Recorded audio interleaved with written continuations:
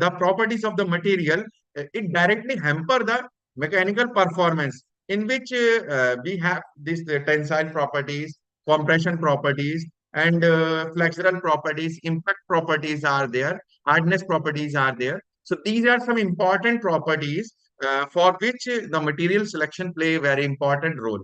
So another important feature are dimensional issues are also there, and reliability and durability of the printed component. That is also mainly dependent upon this uh, selection of the material. So another one is choosing right materials is also, and compatibility issues with this uh, additive manufacturing process. So printability efficiencies means if a material is not printable, then it is not suitable material for the additive manufacturing process. So another one is there are different types of defect are also generated in additive manufacturing process, in which warping, porosities, and some types of these blowholes are also formed in the filaments. So these are the some defect which is generated during the additive manufacturing process of these polymer materials. So in the reason behind these all types of defect, all types of printability issues, or all types of this manufacturing efficiency, the reason behind this is the proper selection of the materials. We know that nowadays the nanomaterials play a very important role, and not only in machining, also it is revolutionized this additive manufacturing industry also. So that's why if we add or if we modified our existing macro size reinforced material with the help of some nanomaterial, definitely it will be useful for this additive manufacturing uh, product also. So here different types of additive manufacturing processes are there, in which different types of materials are used, and on that basis the printers are also designed.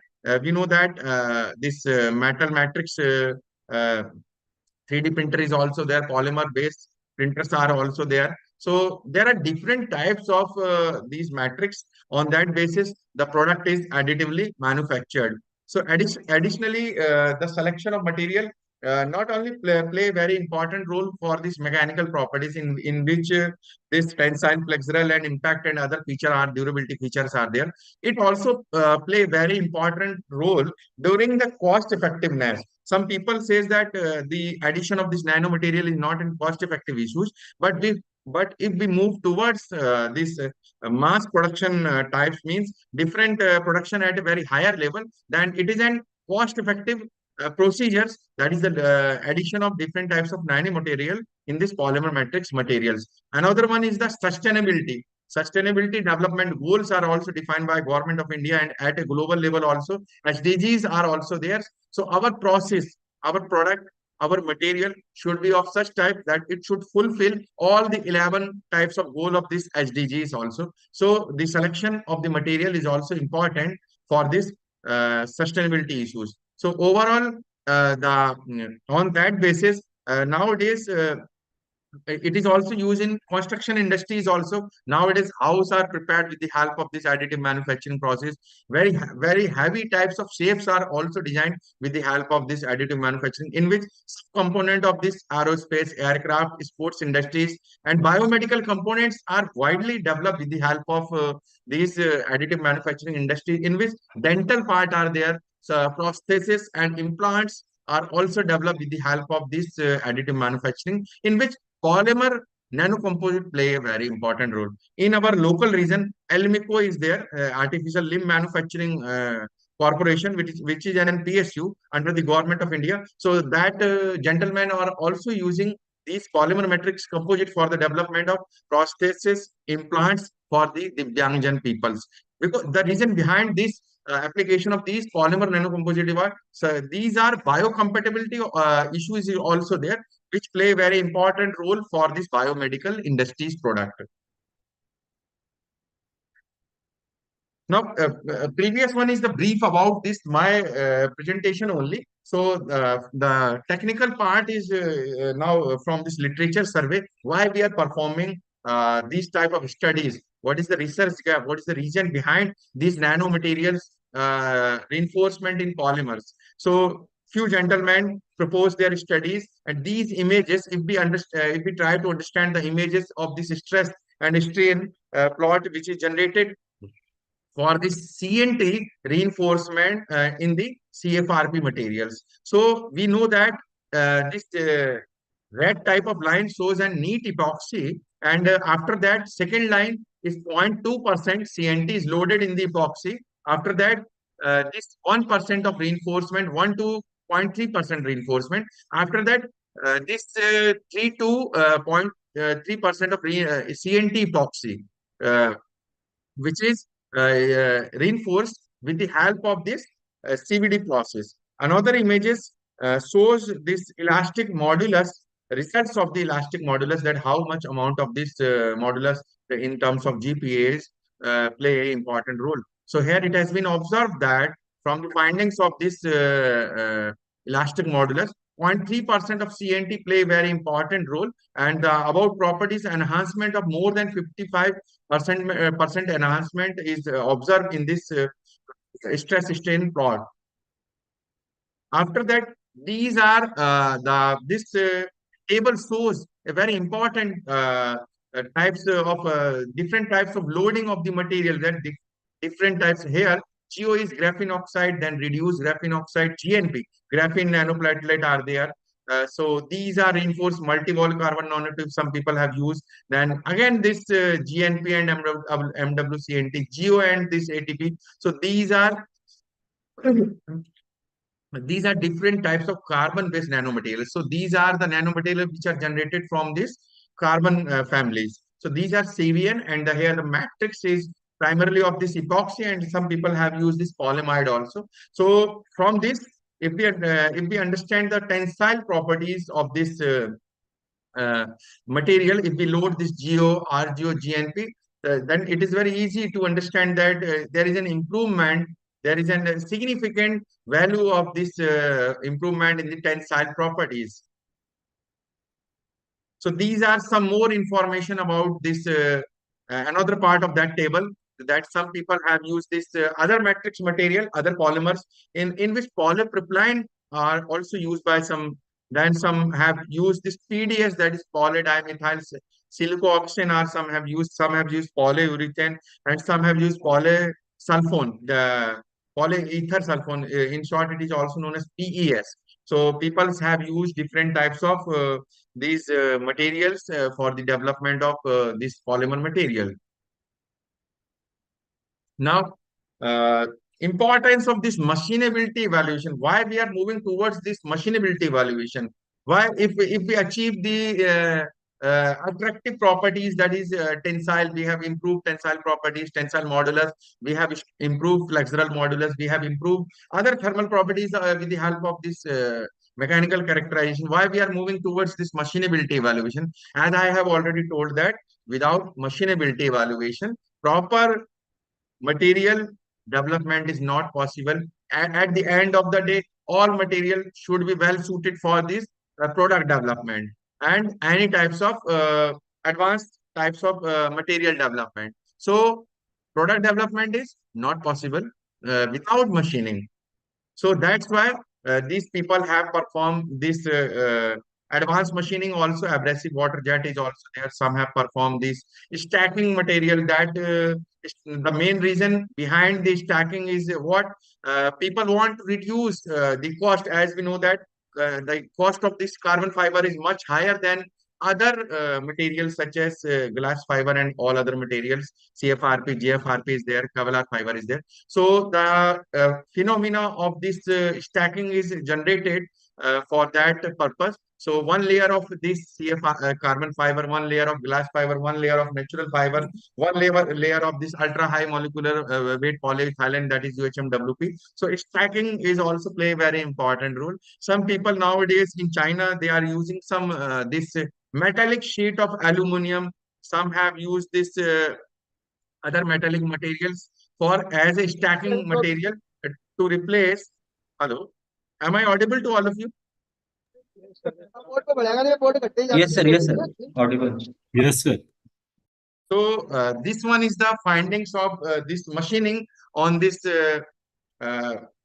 macro size reinforced material. So here the simply the macro size, that is glass fiber in a macro size, and parameter they have selected this speed, feed, and depth of cut. Some have used the weight, different weight percentage of these nanomaterials, and some have used this tool geometry also. Some people have used, and some have used this different other parameter, means different types of stacking sequence is also used as a parameter. And the important one is that what type of response we are considering, because this response play a very important role for this productivity and quality issues. So during the machining aspect, some have used this thrust force, surface roughness, some have you analyzed this delamination factors.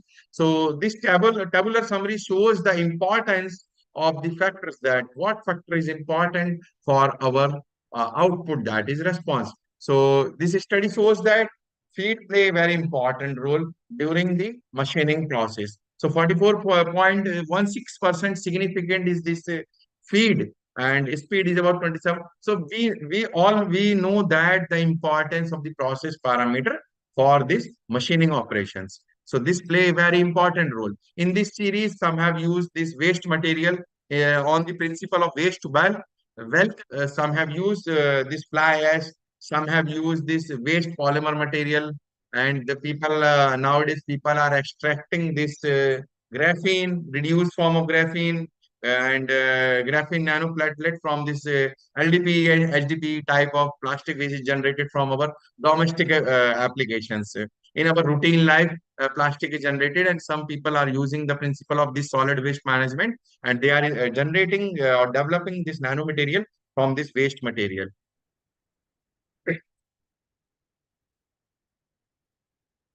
So another study shows the importance of this force, which is generated during the machining. Cutting force in terms of this thrust and this torque. So this play a very important role. You know that this each response play a very important role, and each response is defined only directly with the relationship with the parameters. So few gentlemen are using some optimization tool also to achieve the best possible behavior of the response with the help of some different arrangement of these parameters in terms of the parametric optimization. So people are also controlling this feed rate to achieve some reduced delamination or optimized value of this thrust force. Some are using this speed issues. Some are also another important thing is what when we are loading this nanomaterial in this macro size primary reinforcement, that the significance of this nanomaterial. So here we have observed that the deformation properties are improved if we are loading this nanomaterial, either it may be CNT, MWCNT, and SWCNT. So the cutting behavior of the material is a favorable type of condition is generated, which in turns provide us the reduced form of delamination, desired value of surface roughness, and desired value of cylindricity, linearity issues are during this milling process. These desired value are also obtained with the help of this addition of these nanomaterials. After that, behind these literature survey, what previously we have performed, the main reason behind this, what is running on and what we want to propose. So the difference between this previous studies and our proposal, that is also known as research gap. So on the basis of this prior studies or on the basis of findings of previous job, we have observed that the studies which is mainly based upon this CBN, that is carbon based nanomaterial based fiber reinforced polymer material, is passing through an initial phase. It need more attention, not only from this academic institution, industries. It also need attention from the industries. It also need attention from the research institutions, research organization. That why, what is the importance of this nanomaterials for this existing FRP materials. So from the previous studies shows a motivational type of results for this new persons who are involved in the research area of this polymer or this nano composite based polymer materials. So in study shows that in industrial sector, we know that polymer materials provide us excellent properties. And nowadays, this polymer is significantly substituting about more than 70 or 75% substituted all types of metal, that is ferrous or non-ferrous materials. So the properties of these materials are important, but we know that, dear friends, if there are some properties, then definitely there are some limitations. So now the role of this production or manufacturing engineer is there, that how to reduce the limitations of these material in society and trade interest. So that's why the machining play a very important role for the manufacturing process. So we know that there is number of properties, but when we are moving towards this product development, or when we are performing this reduction in the shape, or to obtain any types of shape and size, we need this machining operation. So number of machining operations are there, and each machining operation, or each during the machining of different types of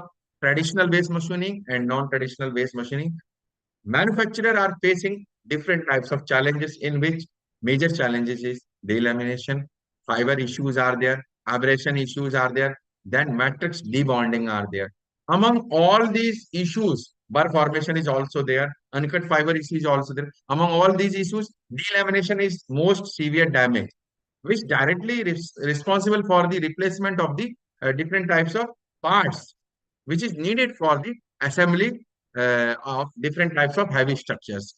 Also, it has been, we observed that limited data is available on this nanomaterials in cases, and the role of this nanomaterial in this CFRP and GFRP materials. And also there is need to explore the possibilities of exploration of this different responses. Uh, Initially, in last 2 decades, MRR, there are a number of studies available on MRR, surface roughness. Force studies are also there. Now, there is need of tool wear. There is need of health and safety issues during the machining of polymer material are also need to explore. Now we have to also move towards this non-traditional machining also, in which laser machining is there, in which water jet machining is there, or abrasive water jet machining is there. So number of another one is the micro machining is also nowadays important, as we know that we need this hole similar to thickness of our hair also. So for that purpose, we need this micro machining process. So micro machining of these polymers also. So some institutions, some renowned institutions are also performing. We have also performed some initial preliminary studies on this micro machining of this CFRP and GFRP based modified nanocomposite materials.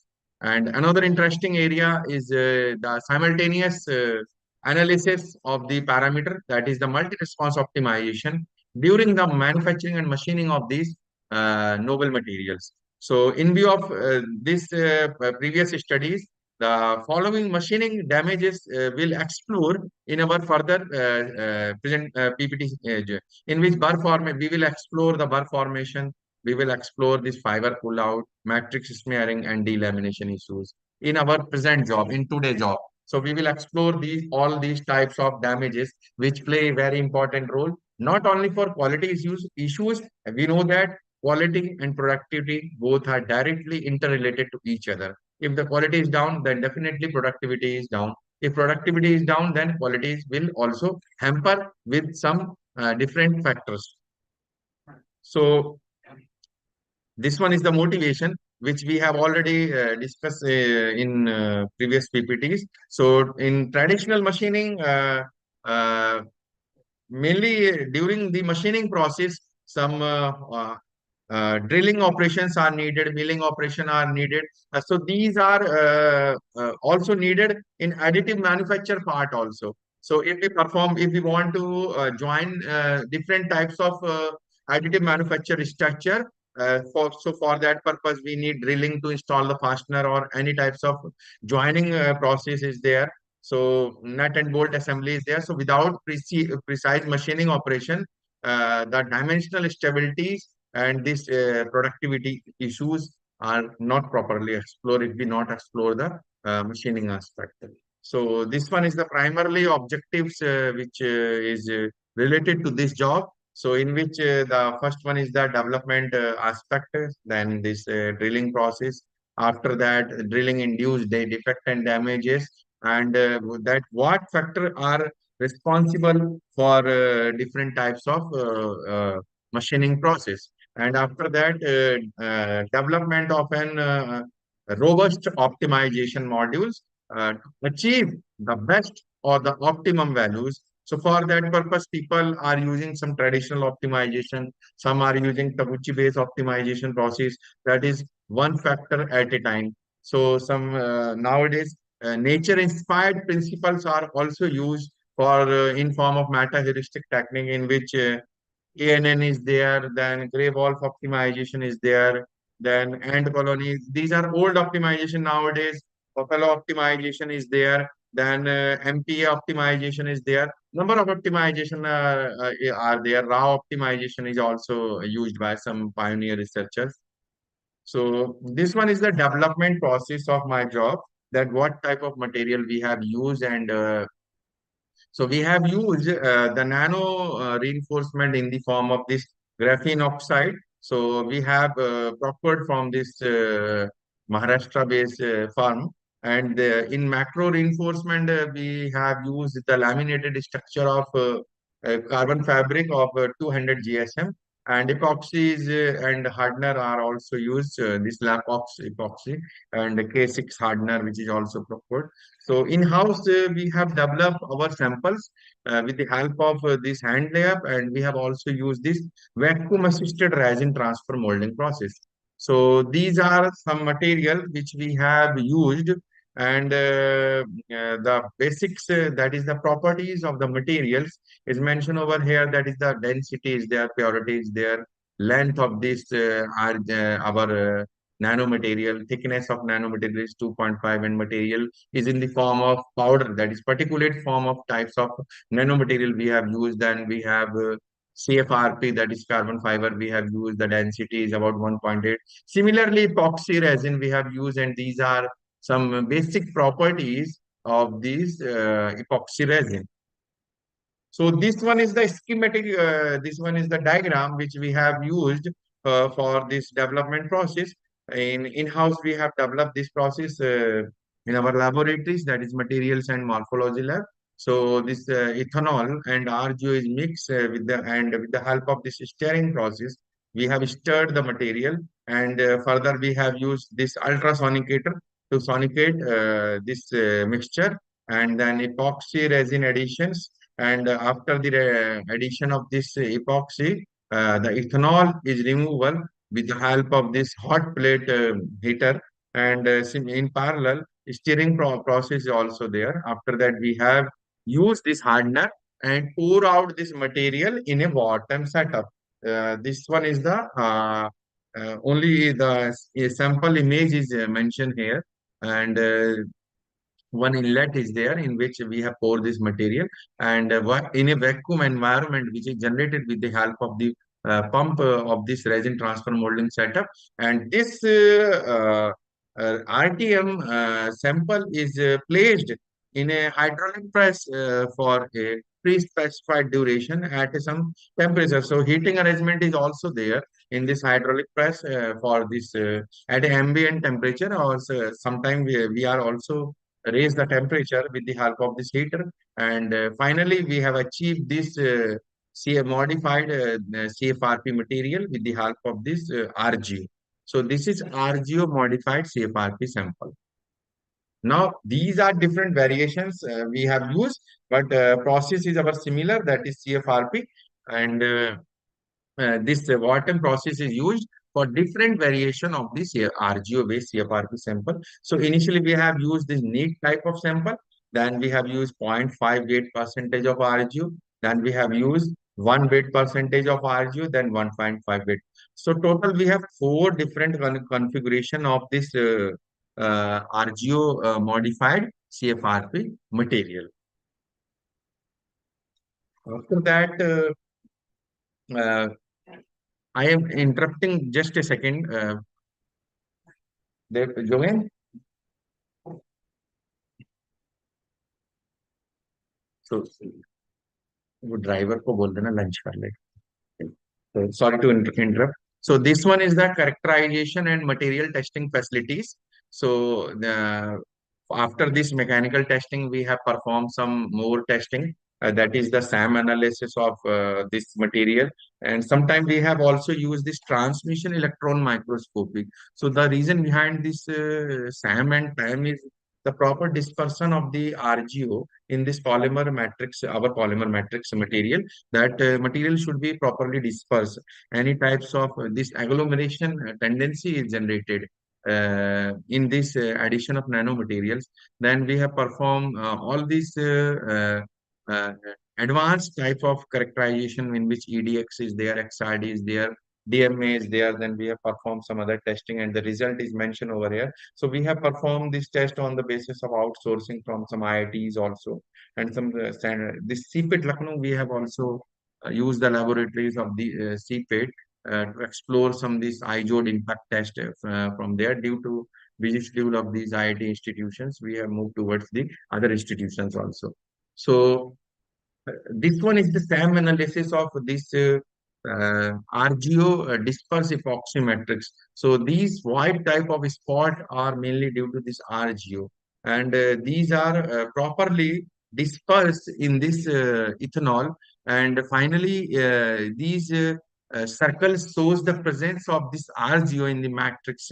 And finally, image number D shows the that this RGO is mixed into this epoxy matrix, and finally image show this image number C image shows the homogeneous distribution, and image number this D shows that the some minor agglomeration tendency is there. So for that purpose, the proper mixing of the nanomaterial should be there. So properly use of ultrasonication process is play a very important role. Initially, it is during manufacturing fabrication process. It seems very simple, that ultrasonication process, but during SAM result, we observe that this ultrasonic or sonication process is very important for the proper dispersion of the this nanomaterial, any types of nanomaterial, either it may be RGO, GO, and CNT. So this one is the EDX finding of this RGO disperse epoxy. So EDX mainly shows the presence of this elemental, that different types of element are present in this RGO and RGO disperse epoxy matrix. That is our proposed RGO modified CFRP material. So this one is the XRD finding. So XRD result shows that properly it is RGO is properly prepared and properly dispersed in this matrix, that is our carbon based polymer matrix, and nanomaterials are well ordered, means here we have used this graphene. So well ordered graphene are evident with the help of these two theta values. So graphitic plane are identified with the help of this XRD test. So presence of this graphitic plan are uh, confirmed with the help of this XRD test. Then we have also performed this DMA test. So the variation of the temperature is also for different types of configuration is mentioned here, that the storage values are changes when we have used different ranges or different weight percentage of the nanomaterials. So these are the findings which we have achieved from this DMA results. So storage modulus value is there. So we observe that this 1.5 shows to 163, and this need shows this 2781.628 at 180 degree Celsius, and at 37 our value is this one. Here we observe that there is a significant values for this storage modulus. So these are some findings of this mechanical testing. So these are some basic testing. We all knows about this tensile test, flexural test, impact test, and different types. So these are the images of this setup. And this one is the tensile stress strain plot. So which shows the variation of this strain versus this stress and at different loads and at what point the material is fractured. That is the ultimate tensile strength of this material is identified with the help of this tensile test. So these are the tensile properties at different configuration. First one is the pristine sample, means there is no any nanomaterial is loaded. That is without RGO, our properties is our 505.789 and at 1.5 it is 657.210. So these are the tensile strength and tensile modulus. So this one is the SEM test, that is scanning electron microscopy test of this specimen which is fractured during the tensile test.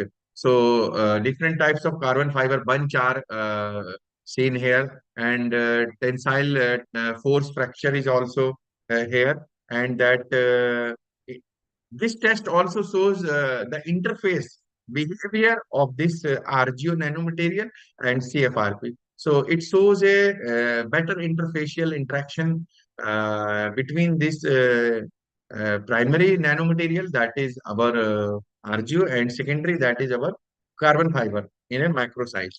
So these are some tensile test, SAM analysis.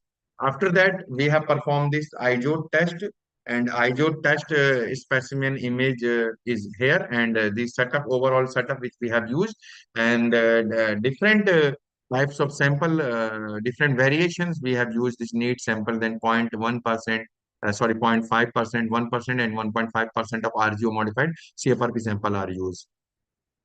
So this one is the SAM image of the iodide impact test, which shows the presence of matrix smearing during this impact test, and some fiber are also fractured during the iodide impact test. And there are also signs of some fiber debonding, which is in the fourth number of image of SAM image. So these are iodide impact test image for one weight percentage. So these are SAM images for this previous one is this for pristine CFRP sample, means there is no any RGU. And after that, one weight percentage of RGU CFRP sample. After that, these are the iodide impact test for one weight percentage having four different images, which shows the presence of the high interfacial bonding during this iodide impact test fracture sample. After that, this fabrication, this one is the some summary point of this our fabrication is phase. So this presentation is divided into different phase. First one is fabrication, then testing phase, then machining phase, then advanced machining phase, then additive manufacturing importance, and at last overall summary of this presentation. So from this initial phase, that is from manufacturing and this tensile test and this iodide impact test, we observe that the properties, the tensile properties, viscoelastic properties are improved due to the addition of these RGO nanomaterials. So we know that this play a very important role, and these results are validated with the help of this SAM analysis also. So ultimate tensile strength, if we observe the one weight percentage, it was higher than the other three, means ultimate tensile stress or at of one weight percentage are higher than 0 and zero point 0.5 and 1.5. So here is an improvement of about 40 to 0.3, which is a significant improvement when we compared it with pristine CFRP. Similar result in impact analysis, iodide impact tester also shows a similar result that the energy is also improved with the help of the loading of this RGO-based modified nanomaterial. So now, after this machining operation, this manufacturing operation, we achieved that this loading of this nanomaterial play a very important role for the improvement of different types of mechanical and as well as advanced characterization properties are significantly improved with the help of this nanomaterial loading. So that's why now we are moving towards this product development initial phase, and product development is not possible without the machining process. And in machining, there are a number of machining. Drilling is there, turning is there, and broaching is there, boring is process is there. So different types of machining process are defined by different types of authors, but we know that drilling is an indispensable process. It means what? The assembly of any types of product is not possible drilling.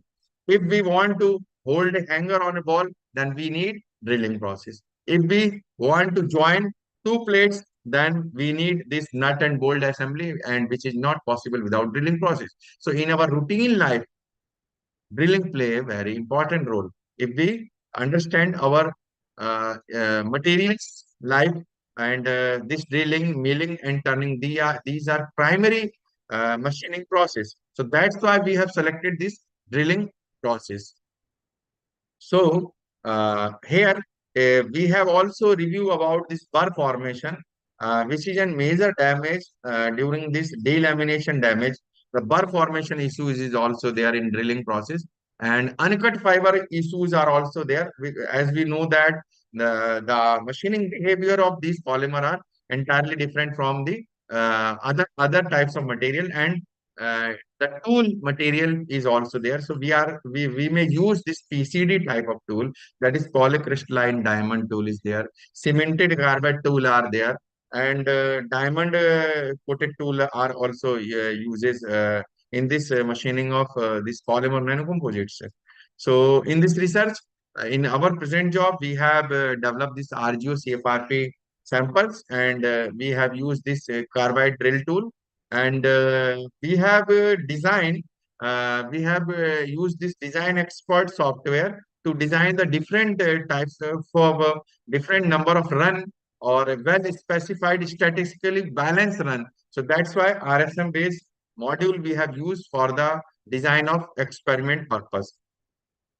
So after this fabrication process, we have tried to perform a favorable drilling environment during the machining of these polymer materials. But still, we have observed the formation of burr, and we have observed that force also play a very important role as a response, and surface roughness issues are also there. The reason behind this surface roughness, there are several reasons behind the surface roughness. It may be feed rate, and it may be orientation of the fiber, it may be debonding of the material, it may be that types of nanomaterial which we have used. So different types of parameter are responsible for the desired value of the surface roughness. So this one is our machining setup. So we have used this CNC drilling setup, and this solid carbide drill bit image is also here, and which we have used. And after that, this display also shows the machining constant and the images of the sample, and in form of output. That after the performing of this drilling process, that what the responses are used. So here we have, with the help of this dynamometer, we have measured this thrust, that is the cutting force factors in different directions. And this surface roughness is measured with the help of this Metuto Telesurf roughness tester. And this bar area formation are also analyzed with the help of this digital image processing technique we have used to access this delamination. And after the assessment of the delamination, we have also explored this bar area formation issues. So these are the some images of the digital optical microscopy image. So we have used this ImageJ software for this analysis of the bar area and formation. And this one is the brief info about the roughness tester. So these are the parameters which we have selected. Parameter selection play a very important role. People are asking that on what basis you have selected. So in our study, initially we have observed a thorough literature survey, and on the basis of that survey, we have performed some pilot experiment also. And the findings of our preliminary machining test results play a very important role to define the ranges or the domain of the experiment for this drilling experimentation process. So here we have used this weight percentage, one parameter, another one is drilling speed, and the third one is feed rate. So total three parameter we have used, and These are varied at three different level. So digital image processing technique we have used for the burr area formation or burr formation. So sometimes it is also known as burr area factor. So it is a simple mathematical calculation behind this. It is simply the difference between the nominal and the visible area of the drill hole. So we know that the images is source that what is the nominal area and what is the visible area. So that the difference between this both the materials are this burr area factors. So that's why uh, this burr area play a very important role. And after that, this AC, this one is the mathematics behind the calculation of this burr area factors. So on that basis, we have evaluated, initially we have generated some images with the help of digital image processing technique, and we have analyzed these image with the help of ImageJ software. So these are our results which we have achieved. And here, as I have already told that we have used this design expert software and for a statically balanced design. So for that purpose, we have used this box Bunken design, and about 15 experiment we have performed. We know that there are some constraints that it is not possible to perform the number of experiment. It is directly associated with the cost effectiveness issues, availability of the resources, and important one is the time also play a very important role when we are performing any types of machining operations. So on in view of all these factors, we have selected this BBD design, and in our some study we have also used some Taguchi orthogonal array also in our some studies. Some of my scholars have used the Taguchi ways orthogonal array design, and in this presentation we have used about 15 experimental array, and this table shows the data also. That is the cutting force here we have, and surface roughness. After that, burr area formation is also uh, defined in this experimental study. So these are the images or the graphical representation of the force which is generated, the force which we have achieved from the dynamometer, which is attached with this machining setup. So this one is the images for the force which we achieve, and the value of the each force at different stages. So initially the drill bit approaches to the specimen, some is and after that feed is applied. So the value of the force is changed. So this one is another interesting area about the importance of the feed rate for this force. So this one is another interesting area for research during the force analysis during the drilling machinability evaluation. So these are some 3D surface plots which we have achieved for the different types of parameter which we consider, that is the weight percentage, speed and feed rate. So this one is for torque, and this one is the effect of this average surface roughness which we achieve after this nanomaterial loading and different speed and feed rate.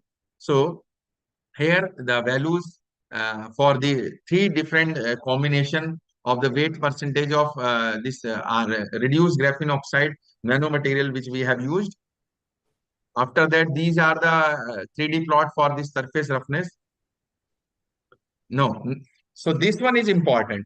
That is the burr area factor. So this one is already the mathematics which we have already studied behind this. So these are the images which we have achieved with the help of this image processing technique. So these images for all 15 number of experiment are here. So uncut fiber issues are also there. In this image, it is very easy to identify that if we observe the image number experiment number 4, experiment number 9, and similar to this experiment number 14. If we observe these three images, so uncut fiber issues are higher in these three images. So means some uncut fiber is there. It is also a main defect which is generated during the drilling process. So with the help of this burr area formation, we observe the overall geometry of the drilled hole. And so this one is the influence of feed rate. So here our study in previous conclusion also summary also we observed that feed rate play a very important role for this surface roughness also, and similarly results are obtained for this burr area factor at the exit side of the drill hole. So this images shows the importance of this feed rate, and not only feed rate, weight percentage also play a very important role. So weight percentage of the different types of sorry, this nanomaterial loading which we have used. So we know that materials, if we change the material of this matrix, or if we change the nanomaterials, so entirely behavior of the material. Initially, we have to identify that what type of material we are using and what specified material are used for a specific purpose. That is very important. So these are the 3D surface plot for burr area formation. So this one, some variance analysis which we have performed. So the adequacy value of this R square shows a satisfactory result for our performance experiment. So mostly students of scholars are using this variance analysis to identify the adequacy of the performance experiment. So our experiment are satisfactory. So sometimes people are using some optimization, number of optimization are there, PC optimization, gray theory is there, gray relation analysis are there. Then the Gucci multi-response optimization, desirability function are there. So I'm not too much moving towards this optimization. I want to focus towards the importance of material for the manufacturing, for the product design, and for the additive manufacturing. So desirability function approach is used for the to achieve the desired values of the all the responses. So these are drilling parameters and the desired values which we have achieved. So these are the optimization of drilling response with the help of this desirability function. So this one is important thing that the machine surface morphology, whatever we have machine. So this one is the comparative study of the two types of images. One is our in which the minimum burr area factor is there. As we in our previous PPT of about 15 number of burr area factor images are there, in which experiment number 6 have minimum number of burr uncut fiber issues.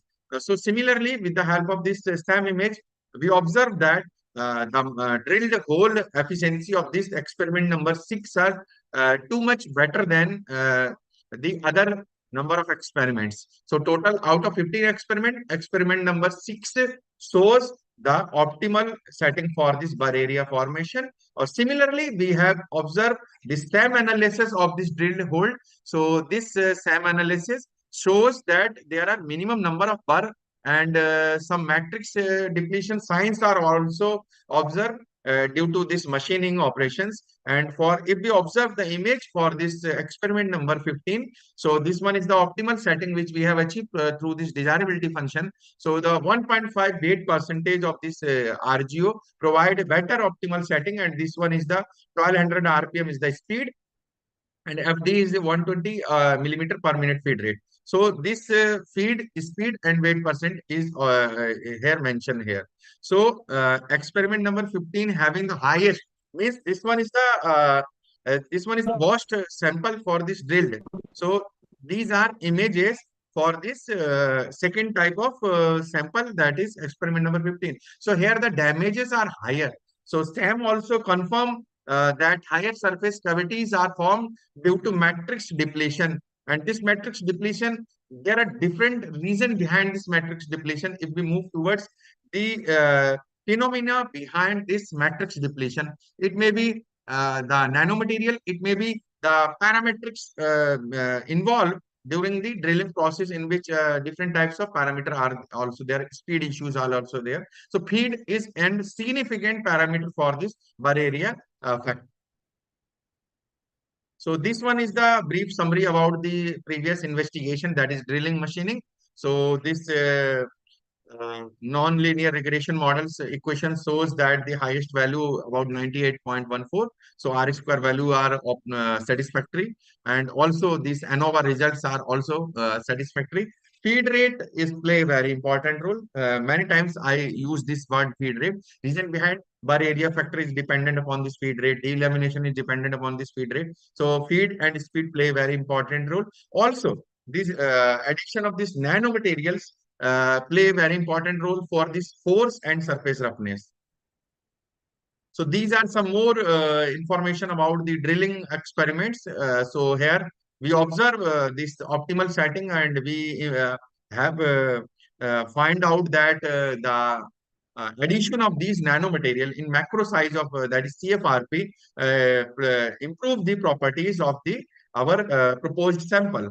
So there are different ways, and we can also analyze the tool geometry if we thoroughly try to explore this tool behavior. So now important thing is why we are performing this machining, why we are performing this testing, why we are performing this characterization. So as I have already told that for the product design and development, this machining play a very important role. Machining polymer have tailored properties, and lightweight issues, moisture resistance issues are there. And life is also polymer life is also higher than this ferrous and non-ferrous materials. But in parallel, there are some limitations. Machining based limitations are also there, manufacturing limitation are also there. So all these limitation may be reduced with the help of this nanomaterials, that is if we use this nanotechnology or nanoscience of which is involved behind the materials, or different types of nanomaterial are synthesis with the help of CVD pyrolysis method, different types of method are there. So but our material are should be of such type that it may be used not only for this primary development of the material. It should be targeted for this advanced manufacturing in which additive manufacturing are there. And efficient additive manufacturing is not possible if the material does not consist of these machinability efficiency. Higher machinability efficiency should be there for this advanced manufacturing. So this play a very important role for this dimensional accuracy, surface finish. We know that even after this additive manufacturer component, we need some primary manufacturing process, such as drilling process. We need such, sometimes we need some milling process. We need further. We need to different types of joining of the assembly of the different types of additive manufactured components. So also in many additive manufacturing components, the issues of roughness are also play an important role. Some type of some stresses are there resided inside the material during this formation of the filament, or when filament is formed and that filament is used for this additive manufacturing, some geometrical deviation are still observed in these issues. So precision component development isn't targeted issues for production engineers, and it is also a major challenge that to develop a precise and to develop an accurate component with help. So if we perform the machining behavior of all these type of additive materials, then it is very easy to develop a precise features that may be difficult to print directly, ensuring that this additive manufacturing meets with the industry needs, or the need of important is cost effectiveness issues should be meet with that product. So hybrid manufacturing play a very important role, which is in bridging the space between this CNC machining. So this hybrid manufacturing is a practical solution for these type of challenging issues. So we need proper surface finishes, and we need moderate tolerance limit should be there. So integrated or a holistic approach is needed for the development of this advanced manufacturing process. So for that purpose, we have developed different types of materials in which we have used this PLA material, ABS material we have developed. And for that purpose, if we in market that these material are easily we can purchase PLA, ABS and different UHMWP types of material. But when we are moving towards this advanced development of the material for this specific purpose, we need this nanotechnology we are using. So for that purpose, we can develop the material, but challenging thing is what? How we use our material for this additive manufacturing in form of filament development. So to address this issue, some of my BT student and some of my research associate have developed one 3D this filament, that is additive manufacturing filament extruder in-house we have developed. So this one is the image which we have developed, and this one is very cost effective. And further, at a time, we know that research is not a one time process, it is an continuous improvement process. About 2 years ago, we have developed this student, and this 2.5 millimeter dia filament is shown in this image, is we have developed with the help of this extruder in-house at HBTU. My students and some of my project staff developed this extruder, and finally, the dimensional accuracy of filament is so fine, it is satisfactory. It further needs some modification. I am not saying that this one is an uh, uh, optimum what filament for the development of this industrial purpose. We know that, dear friends, for industries, our we are an academic institution. We further need different types of advanced characterization, advanced testing, advanced modification in this setup, or for the need of industries. Product may be manufactured, but we need some more investigation, more exploration, more technique, or uh, at, at initial phases, we have used this extruder and developed this 1.7, 1 point, and this 2.5 dia LDPE filament.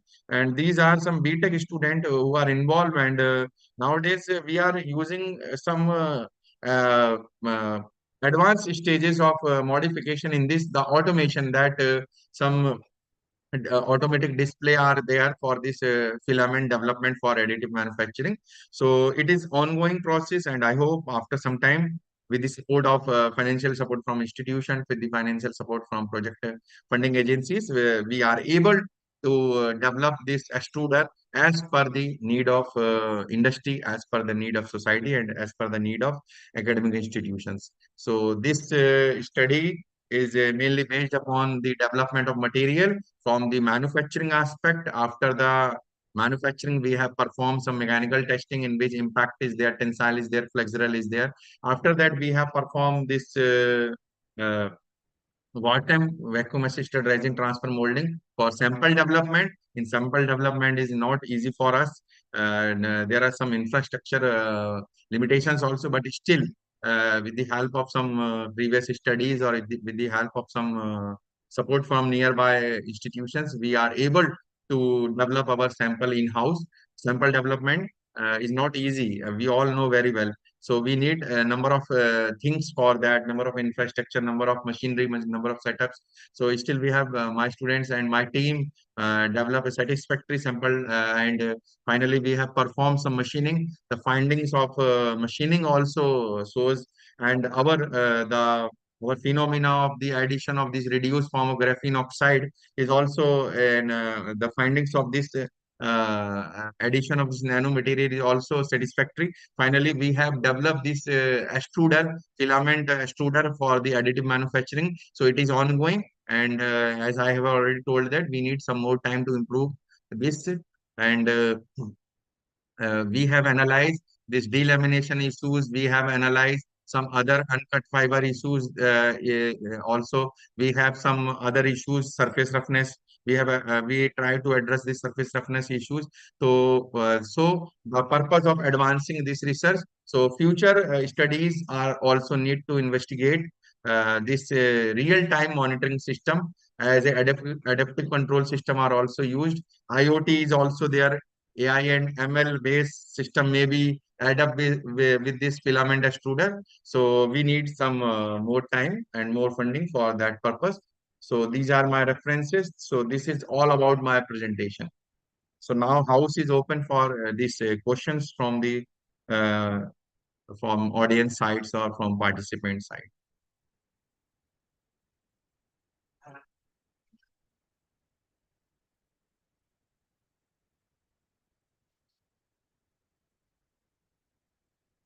Hello, Professor Rakesh Yadav.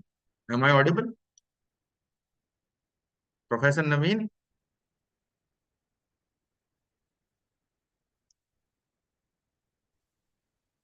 Yes, sir. Yes, sir. So this is over from my side. Any questions from this participant side?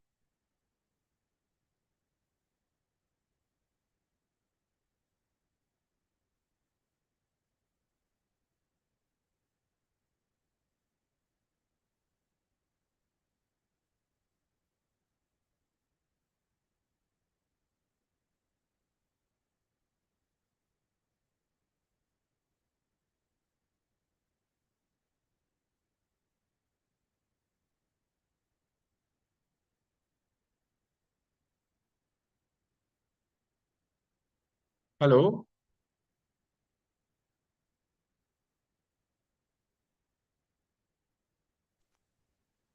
Hello, sir. Yes. Yes, sir. Sir, one question from me. Sir, relatively simple. How to check this first uniform dispersion of the nanomaterial in epoxy resin?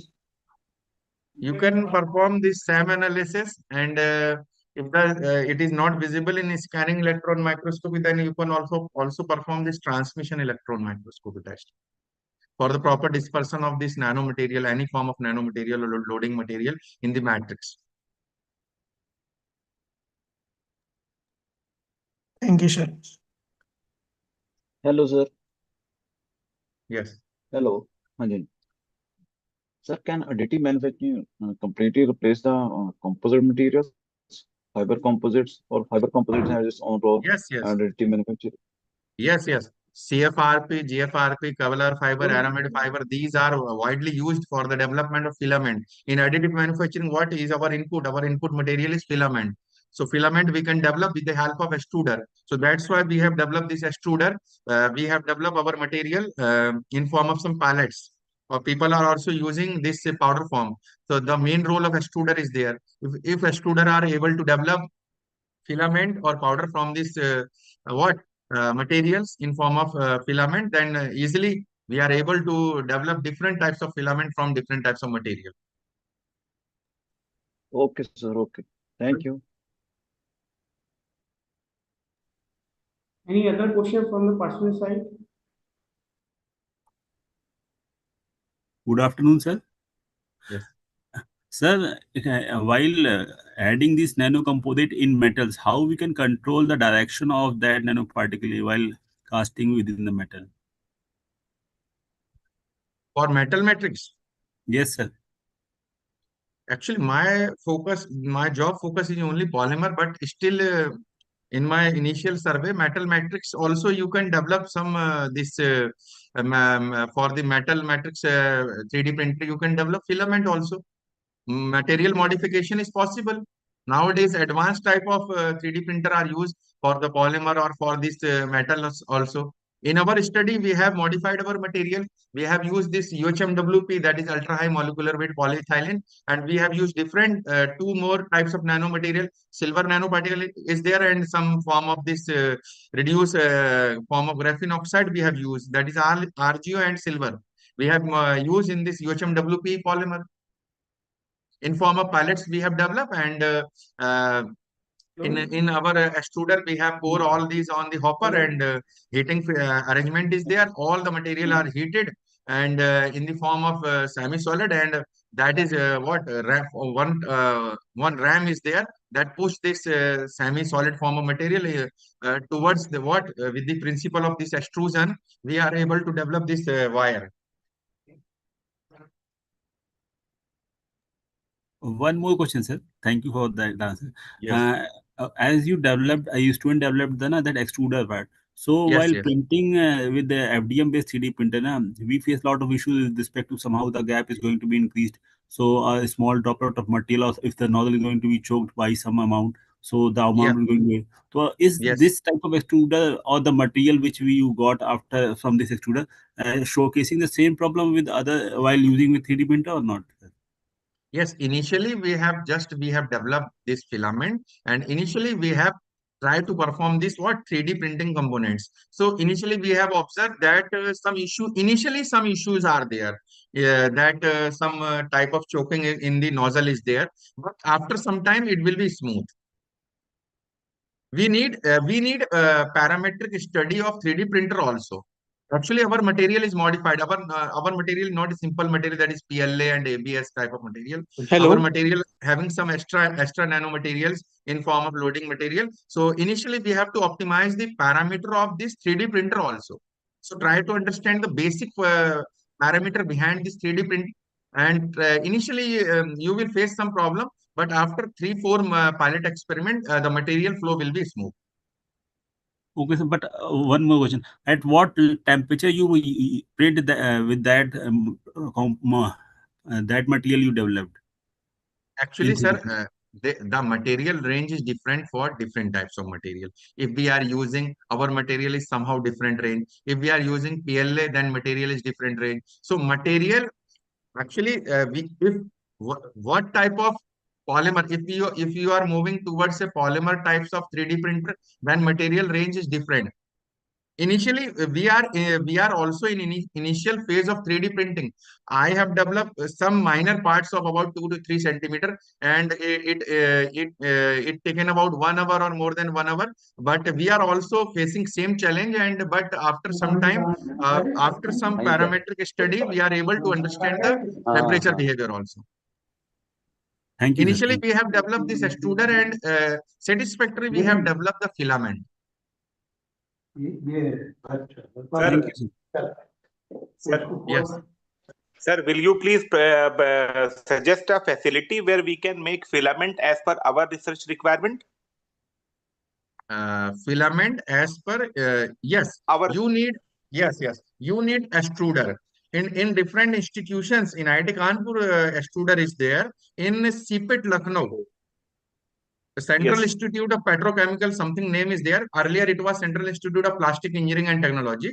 So in CPET, extruder is Yes. there, and on you have to prepare your material in pellet form, in powder form, and you have to this material you have to pour on that 3D extruder, 3D printer, or sorry, this filament developer, that is our extruder. Okay. So institutions are there that we are facing this challenge from last 2 3 years. That's why my team has in-house developed this extruder, so that there should be no any issues for if we are my job is modification of the material. Sometimes we are using UHMWP, sometimes we are using Kevlar fiber, sometimes we are using CFRP, sometimes one of my students are using stacking of the material, and he is using a different layer of this CFRP, GFRP, UHMWP stacking type of sequence. So we are also trying to develop the filament of that material also. It Can we need further more discuss? investigation. Sir, can we further discuss regarding the filament Yes, making sure. session? Yes, sir. Sure. Okay, sure. Okay, thank you so much, sir. Yes.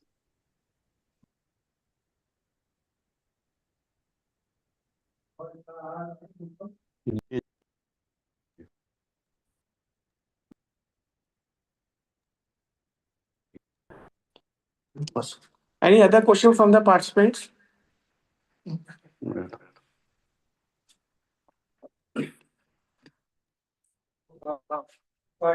इनका विकास के professor हैं electronics के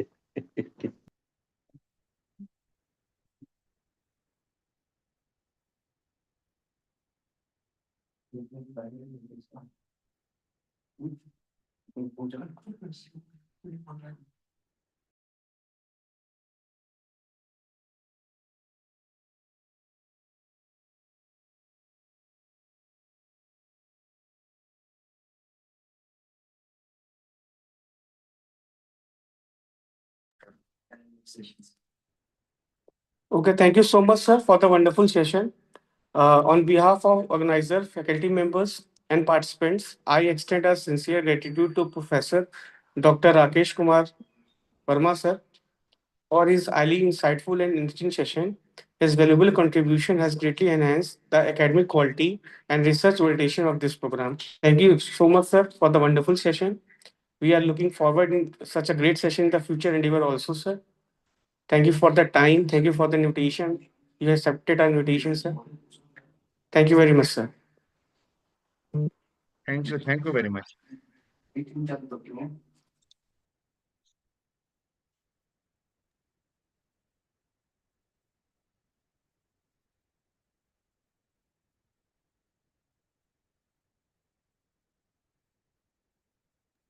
Participant, we are now starting the next session within 2 minutes.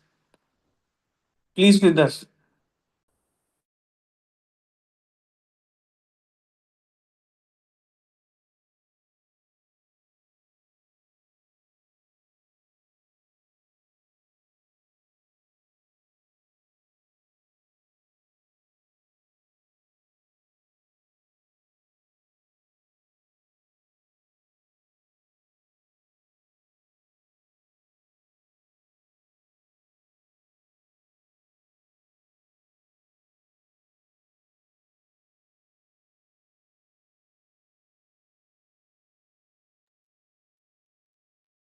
Dr. Naveen, when will the next session?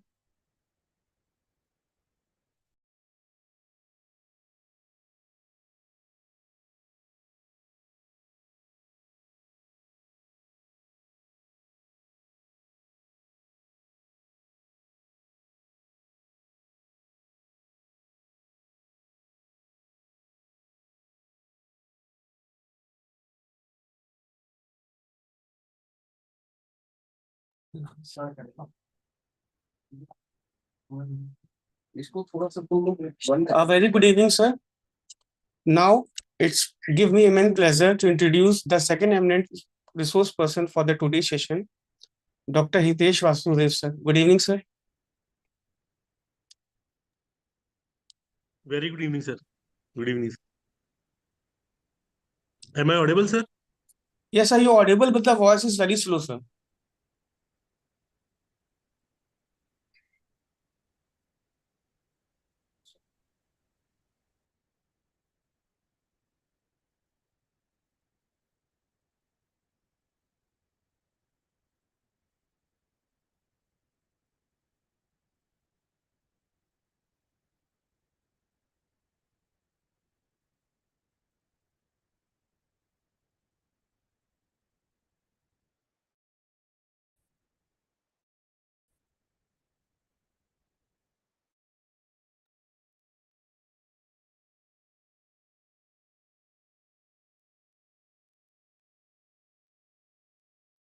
Is it fine, sir? Voice is audible, sir, but the voice is very low, sir.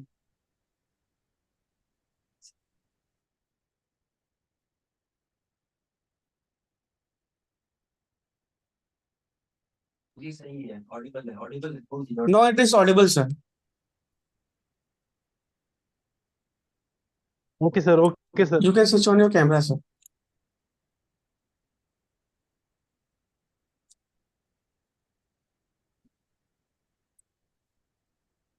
A very good evening, sir. Uh, we are welcoming our second eminent resource person, Dr. Hitesh Vasudev, sir, Professor, School of Mechanical Engineering, Lovely Professional University, Punjab. Dr. Vasudev received his PhD in 2018 and had recently been listed among the world top 2 scientists. Congratulations, sir. Published by Stanford University and elsewhere for 3 consecutive years, 2024 to 2025.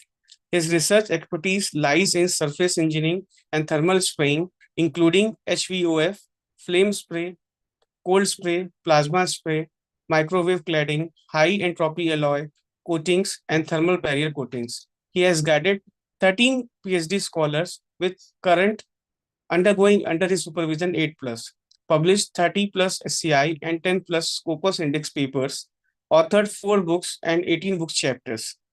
He has filed 1 patent, received multiple research excellence awards, secured grant from SERB Government of India. We convey our deepest appreciation to Dr. Hitesh Vasudev sir for his highly informative and knowledgeful profile. Now we are welcoming Dr. Hitesh Vasudev sir for start his session for the today.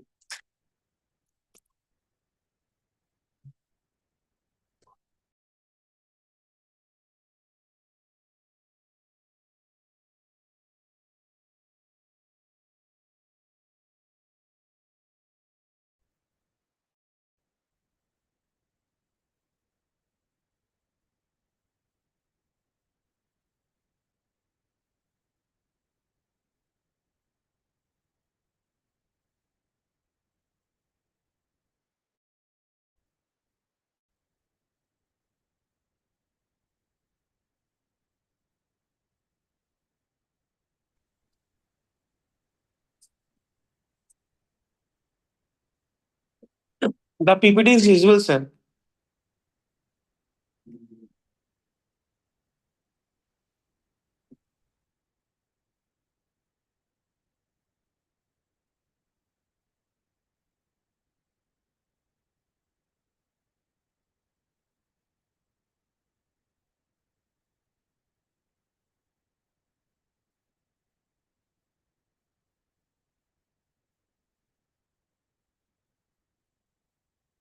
So first of all, I would like to thank the organizing team of this Atal FDP. So I have been given this topic that is the future trends in additive manufacturing uh, in this session. Sir, am I audible, sir? Audible, sir. Thank you, sir. So in this particular topic, as sir has mentioned, my expertise in the beginning of this, in the introduction. So I belong to surface engineering domain.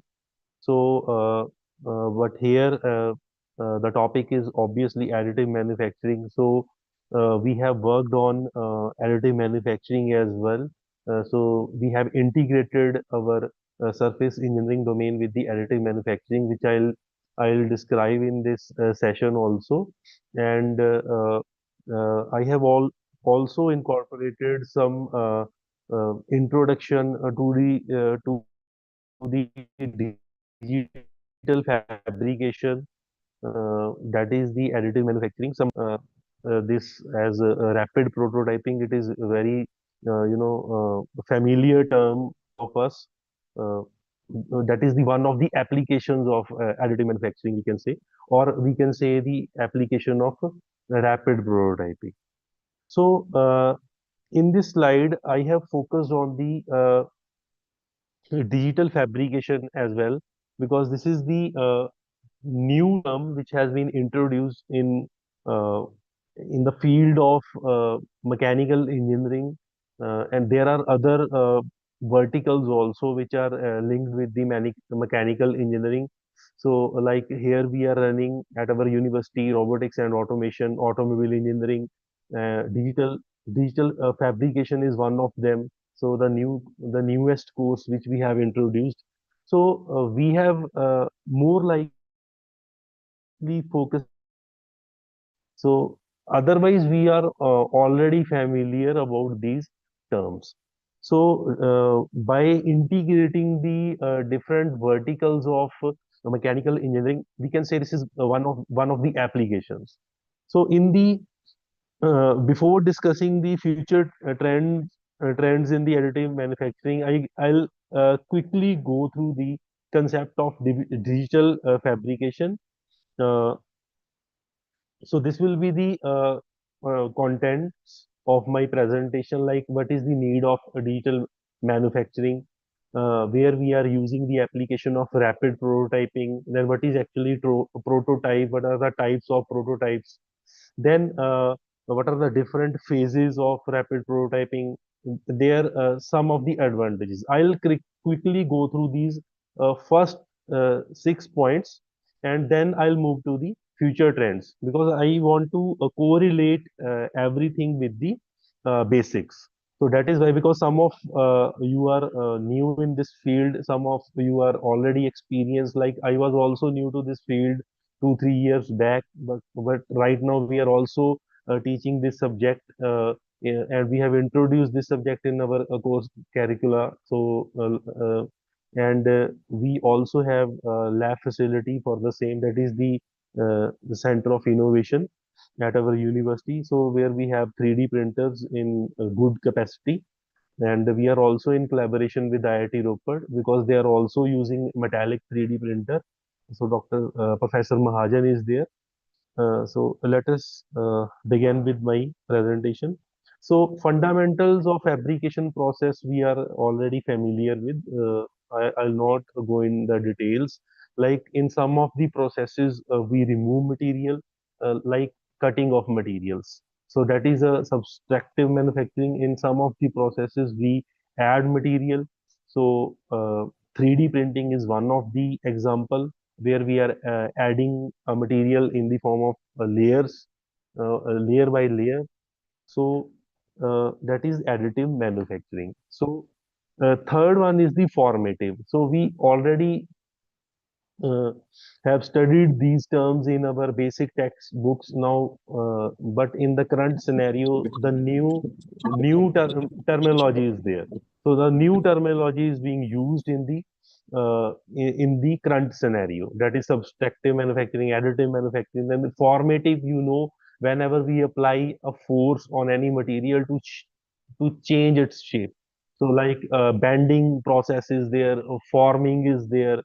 So in such processes where we are changing the shape of a material by means of force, so that comes under the category of formative manufacturing process, or you can say fabrication process. So these are the three fundamental categories of fabrication processes. Now, what is actually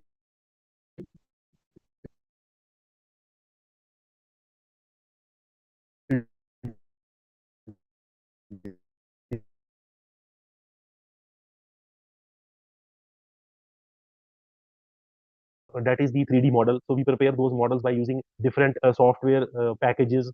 So different software packages like AutoCAD is one of them. Then SolidWorks is one of them. CATIA is there. So depending upon use different software packages for the three, we can say, because um, sidewise we are also using uh, some part on, on the on the drawing sheets as well. But here in the case of then uh,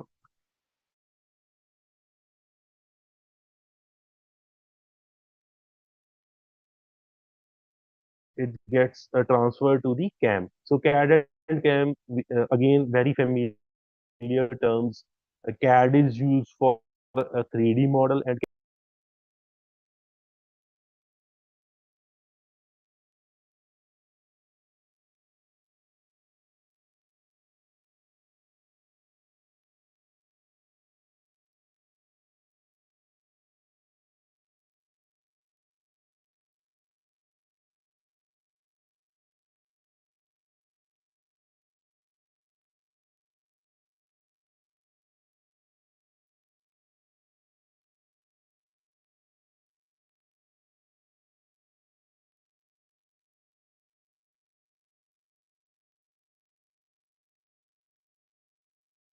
CAM, we directs the specific uh, additive manufacturing tools which are being used in the which are used in the various tools, like a 3D printer is also one of the tools. And on the other side, wherever we are performing any cutting kind of manufacturing, where we are removing the material, then milling machines are there.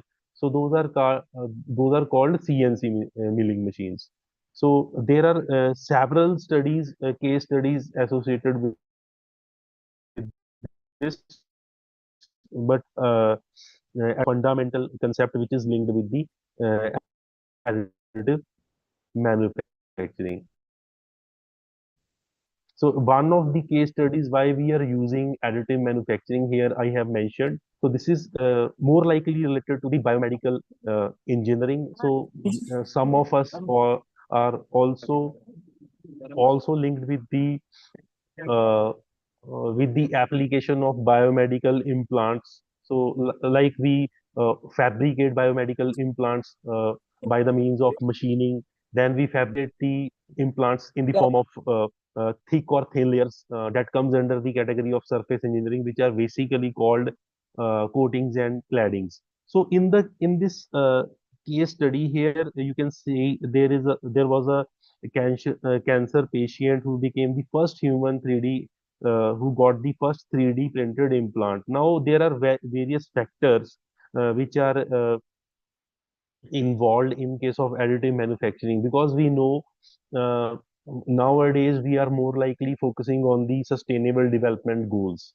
So in sustainable development goals, we are working on the clean energy. We are working on the net zero concept. We are working on the waste management. So these are some of the concepts which have been introduced by WHO in uh, in the form of sustainable development goals. So the major aspect which is linked with the additive manufacturing is the waste management. If we are adding a material and there is a negligible waste of material, so it is beneficial for everyone, because the cost associated with the manufacturing of any uh, uh, any uh, any product, like in case of 3D printed implant, obviously the material which you are going to use is costly, because that should have uh,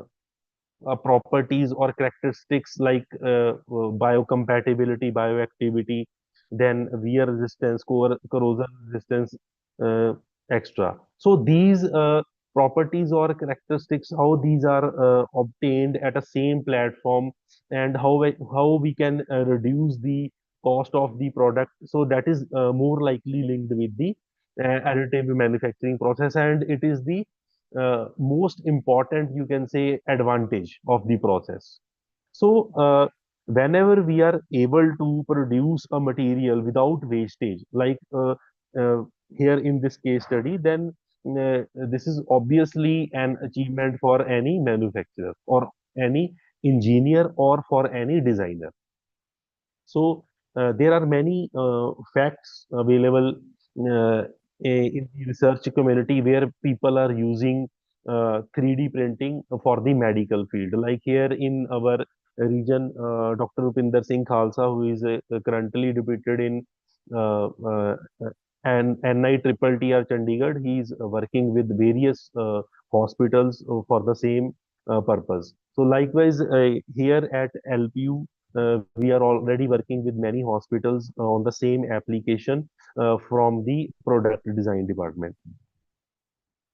Then there is a process chain. As I said, 3D modeling is the first process when we are teaching any basic subject like engineering graphics. So in that subject, we introduce AutoCAD in the beginning, where the students get to know how to draw 2D drawings, 3D drawings, and so on. And when it is related with the specific branches like mechanical engineering, robotics, and automation, then digital fabrication, uh, then automobile engineering, then obviously you are going to model uh, some products.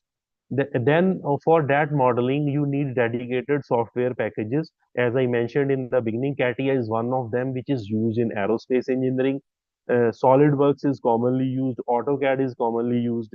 Then professional engineers, ProE, which is nowadays very much famous with the name of Creo. So these are some of the software packages which are used for the 3D modeling. Then other than these packages, there are some another commercial applications available online as well, where you can model your product for the 3D modeling step. That is the first step of the process chain. Now, obviously, once you have done with the 3D modeling, then you have to convert the data. Why to convert the data?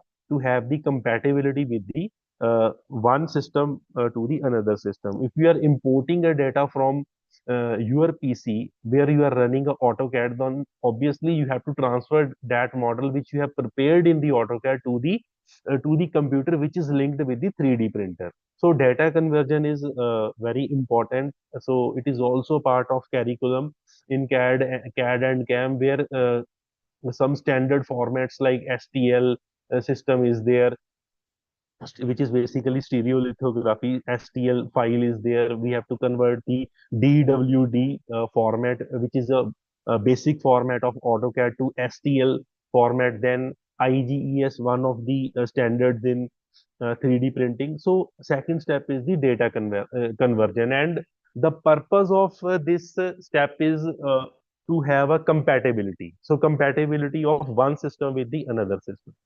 Then obviously we have to have check over the preparation of anything which we are going to do uh, in uh, in a practical way. So then we have to look at the other materials which are basically called building materials and supporting materials. So two types of materials are there. So I hope this concept has already been conveyed uh, to the participants in the previous presentations.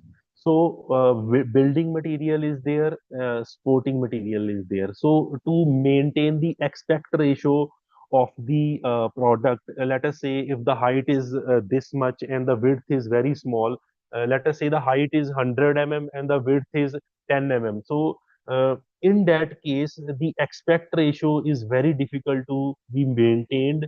So for that purpose, we need a sport material. So we have to ensure that one. So once we are done with the process, then obviously then we have to go with some post processing techniques also, like we do in other processes. Like when we perform a conventional cutting of any material, then after the conventional cutting of a material, we perform several post uh, post treatment processes, you can say, like heat treatments are one of them, short blasting is one of them, then polishing, surface roughening, somewhere surface roughening is basically a requirement of the application.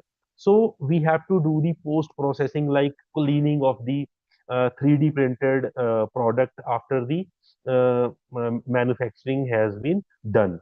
So data transmission nowadays has become uh, very different from the previous techniques, as I mentioned here, because these are the basics I already mentioned: STL, IGES formats, then in the form of email, electronic mail, LAN. So these are some of the traditional techniques which I have mentioned here. But otherwise, there you can directly transfer the data from one workstation to another workstation, but before that you have to make sure about the conversion, that is the step 2.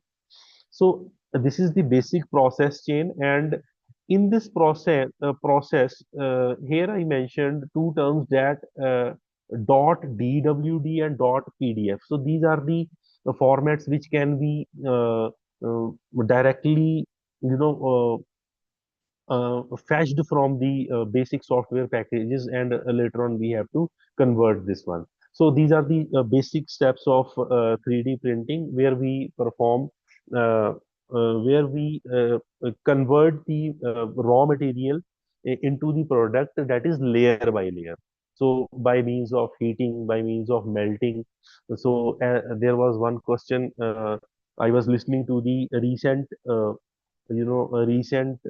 session where one participant has mentioned about the temperature. So temperature of the process is directly linked with the melting point of the material.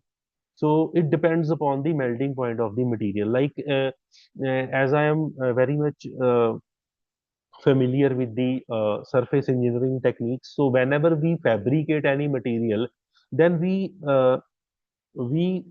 select that process which is able to melt that material.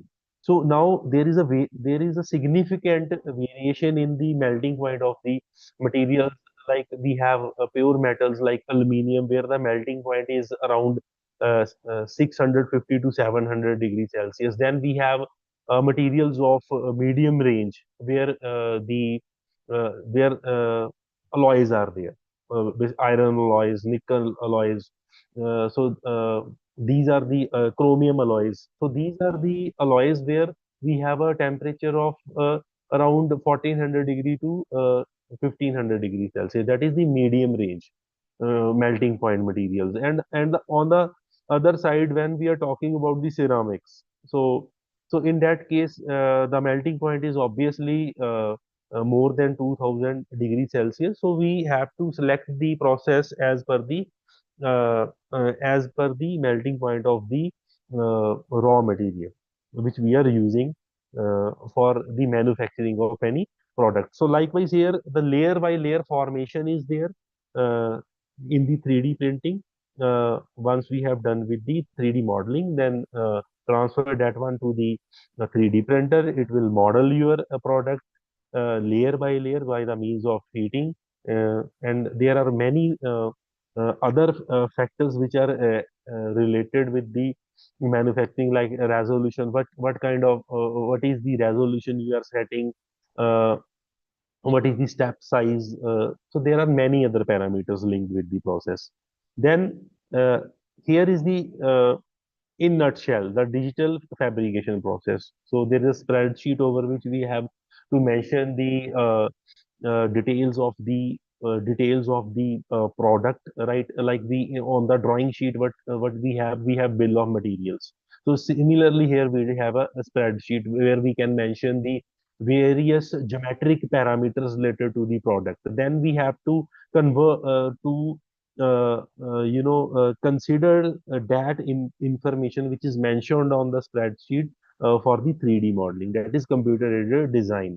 So once we are done with the modeling as per the specifications of the product, which we are mentioning in the spreadsheet. So what are specifications like in any 3D model? If you want to specify a 3D model, then obviously you have to provide the detailing of that model uh, in the form of various you can say projections, like front view, top view, side view. So from the various views you will get to know about the information of the specifications of the product. And the 3D model will give you the idea. It basically gives an idea about the shape of the product, and the detailing gives you an idea about the actual size of an object from various angles, from various sides. So then you have to convert that data into the G code, uh, which is basically a geometric codes. Then you can go for the production. So this is for CNC machining. And for additive manufacturing, you simply have to prepare a 3D model. Then you have to convert that one into the required format like .stl. Then that will act as an input to the system, uh, which is linked with the 3D printer. So here I am going to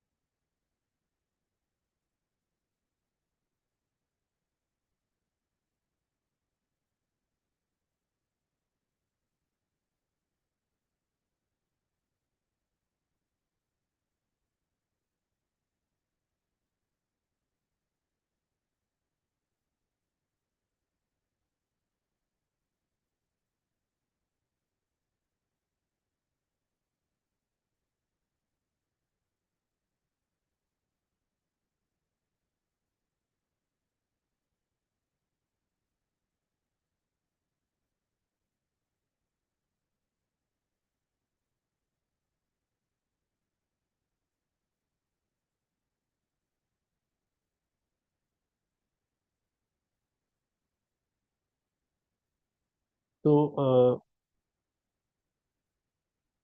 so this was a very little video, so where I try to convey one message uh, uh, how basically we need to implement the concept of additive manufacturing so that it can help the students as well as researchers. So we are more likely focusing on the research on the additive manufacturing where we fabricate various materials by making different combination of different materials. So we also do the same in surface engineering. We have materials in the form of powders. So we play with the compositions of the materials and then fabricate that material in the form of coatings.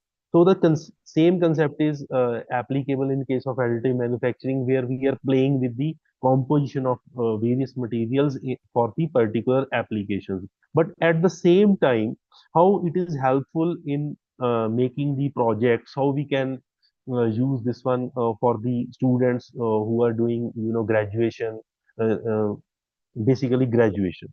So because in the master programs, we are more likely focusing on the research part than obviously in the PhD as well. So, what is the need of digital manufacturing? So, in the digital manufacturing, we can start with the very basic level, like from the diploma students, from the BTech students, where they can prepare some models, and then they can deliver many things with the help of those models to the society as well as to the institution. Because you can keep it in house, the first point, because we can easily avail that facility at the basic level. Then it is very easy, it is very friendly, user friendly, you can say. Then you can save money with the help of this process. You can save time. You no need to running behind the industries for the same. If you have to do some project, then there is a spot errors which can be easily detected on the spot. So so I'm so they,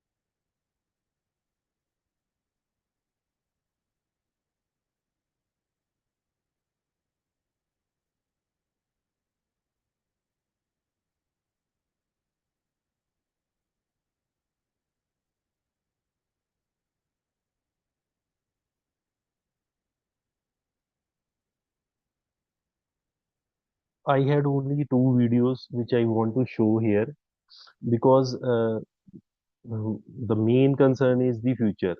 So, the value of human life. So, there were many examples given in that video. So, how we can implement the concept of additive manufacturing, which is related to the typical engineering applications and human life, like the example of swimming, that swimmers were there. They are also looking for some material underwater. So, that is their part of research. So how we can help them?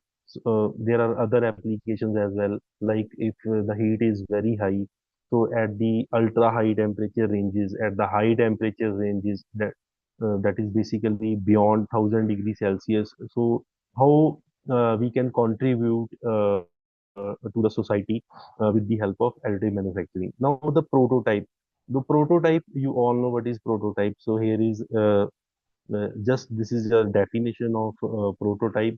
Then this is one of the application, that is of rapid prototyping. If you are able to prepare a if you are able to prepare a uh, prototype in one go, so that is rapid prototyping. Otherwise, there are many conventional techniques as well by which we can prepare prototypes. So there were three phases. Which basically we are into the phase four, you can say, not in phase three. So in earlier there was a manual prototyping. Then the concept of CAD CAM was introduced. That was the phase two. Then in the phase three rapid prototyping, which we are currently using, and one of the applications of this is additive manufacturing. That is the phase four. Because when I was doing my bachelor's, so I did bachelor's in 2011.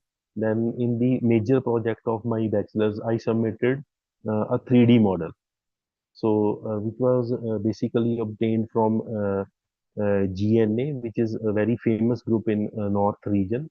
So now that is also famous with the name of GNA University. So they have a dedicated program on, CAD CAM. So I did that program, 6 months program from there, and at the end of which was basically a 6 months industrial training. So at the end of the at the end of the training, we have to submit one project. So we submitted a 3D model as a project. At that time we were in phase three, but now we are in phase four, because now we are able to manufacture metals also with the help of additive manufacturing. 3D metallic printers are also there. Now we are also uh, listening a new term, that is 4D printing. This is the information related to the different phases. So this is a very basic information. So I am skipping this information. How we earlier used to prepare a prototypes with the help of handcrafting. Then we moved to the uh, uh, dedicated software packages. Then we moved to the 3D printers, and now additive manufacturing. So here are the fundamentals of additive manufacturing. So in that video also, so the focus was on the SLA, SLS. So those are the basic techniques and the type of materials which we can process by using that by those techniques, like in the which is the material which is in the form of solid, powder, or in the form of liquid, that can be processed by using the processes like SLA, SLS. So again, depending upon the melting point of the material, the requirement of the application, so this is a vast field. So some direct and indirect benefits are associated. Direct benefits, if we are talking about the industry. So in industry, obviously, there is a very dedicated department in the industry, which is research and development. So what is the purpose of that department?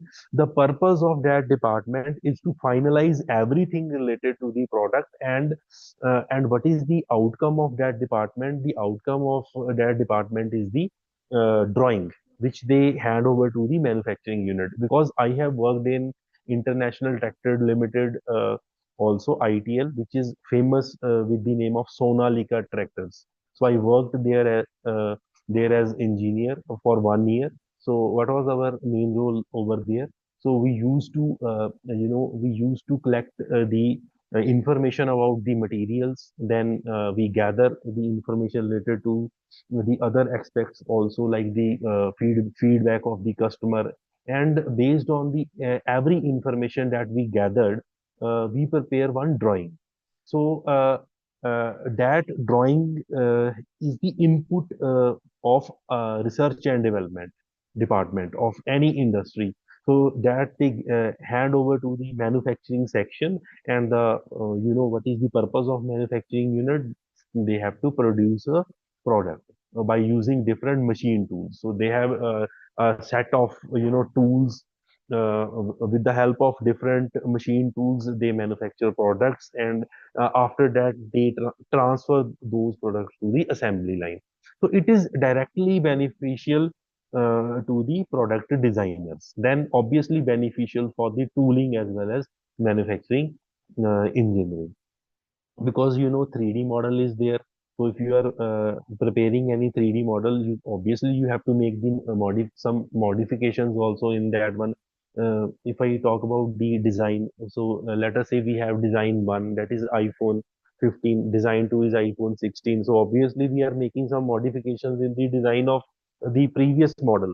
So that can be done by using those software packages. So that is why it is directly related. And the cost which is associated with the with the prototyping, that is that also matters. Like in case of mobiles nowadays, metallic cases are being used. Like in case of iPhones itself, titanium is used, which is very costly.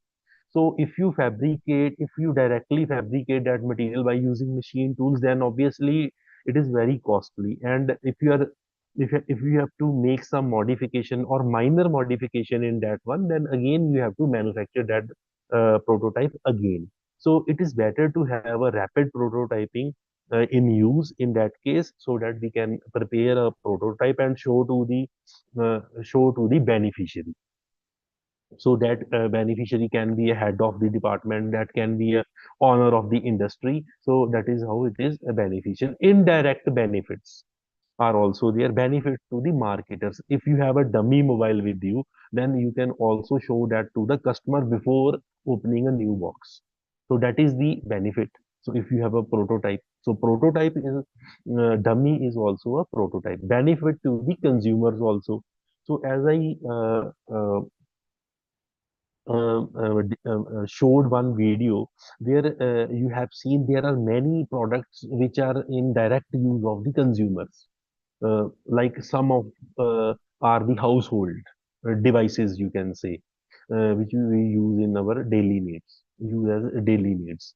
So these are some direct benefits are basically associated with the industries, and indirect benefits are basically associated with the community, with the people, right, with the human being.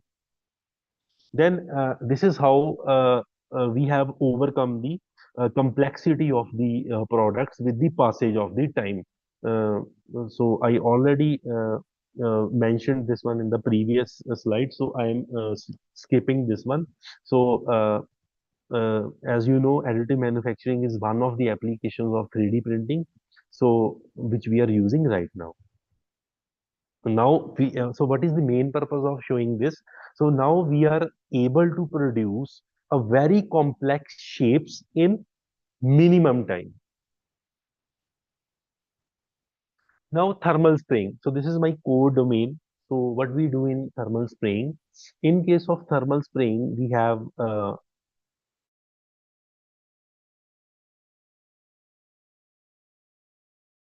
we melt that material and deposit that material on surface where we want to coat that material in the form of layer. So obviously here we have to use a temperature also. Uh, if we want to melt a material, then a temperature is associated. If we have different materials, then obviously different range of temperatures are associated. So there are different processes, and Based on the melting point of the material, we use processes where we have to uh, deposit a material in the form of layer. I just want to confirm, am I audible?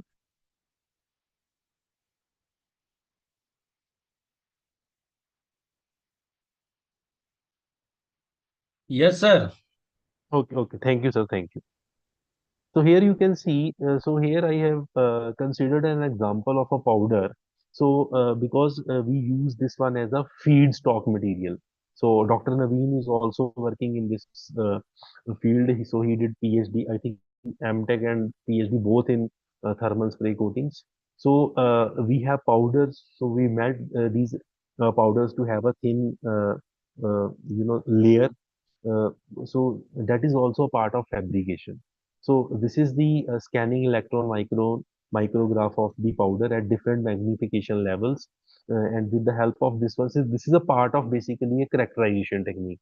So we come to know about the shape and size of the material with the help of this micrographs. Then obviously we go for the phase analysis with the help of XRD. So these are our raw materials which we use in uh, thin or thick layers. Then here is the schematic how we deposit that material on the surface. So we use nozzle. So in that nozzle we have a heat source. So we introduce our powder in the nozzle where we already have a heat source, and the material gets deposited on the surface layer by layer with the help of a nozzle. Then once we deposit the material, so here you can see, so this is the surface morphology of the material which is obtained after melting, and here you can see some of the spherical particles are visible on the surface. So these are basically melted, unmelted particles. Some are partially melted particles. So this is a typical characteristics of a spraying process. Whenever you spray any material over a surface, then it gets deposited on the surface in the form of melted particles, unmelted particles, or partially melted particles. So this is a process of layer formation, which is completely different from the additive manufacturing process, right? Then these are the typical features also where we can observe some gaps, you can say, in a very easy language, if I say. So some gaps can be observed on this screen. So what we call these gaps here, I cannot call a porosity, but we can correlate with the porosity. So this can be any feature of the material as well. But in nutshell, if we are able to observe any void or gap on the surface of any material in the at the higher magnification, so that is um, in most of the cases that is considered as a porosity. But it can be open porosity as well, because if I deposit one more layer over it, then that layer will cover these gaps or voids. So it is considered as open porosity as well. So uh, how it can be overcome? If we have to overcome such kind of open porosity, you just need to polish the sample. So polishing is required. So post processing is required in additive manufacturing as well, here as well. So this is one of the important step, post processing step. Then here you can see, so here I'm trying to show everything in a single slide. Like figure A is a powder, spherical in shape. Figure B is the XRD pattern of the EDS of the powder. So we get to know about the composition of the material. But this is not the exact way, but it gives an idea about the composition of material. Otherwise, will go with the optical emission spectroscopy for the same. Then figure C, here you can see the surface morphology. When we deposit this material after melting this material. Then if in the figure D, you can see the surface has the more high magnification level. So at higher magnification level, we'll come to know about the voids and gaps and porosity, open porosity, the melted zones, unmelted zones in detail. Then in the figure E, you come to know about the thickness of the layer which we are depositing. So that is the cross section. So from the cross section, you get to know about the thickness of the layer which you are depositing or which you have deposited. Then we again go for the EDS of the coated material, and then we compare the EDS of the powder and the coated layer. So just to differentiate the major outcomes. So is there any interaction of oxygen during the process? That is oxidation. So we'll get to know about the same, and that is then further endorsed by XRD when you go for the phase analysis. Then here is the surface EDS mapping. So from the mapping, we'll come to know about the distribution of the various elements on the surface. It is applicable to every field, wherever you fabricate any material. If you want to know how the material is distributed over the surface, then you have to go with the EDS mapping by considering the elements which are present in the composition which you are using. Then how we can integrate the additive manufacturing with the thermal spraying.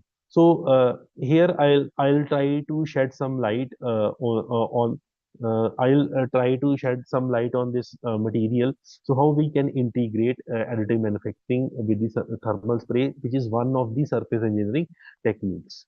So here you can say, so here this is the generalized and additive manufacturing processes.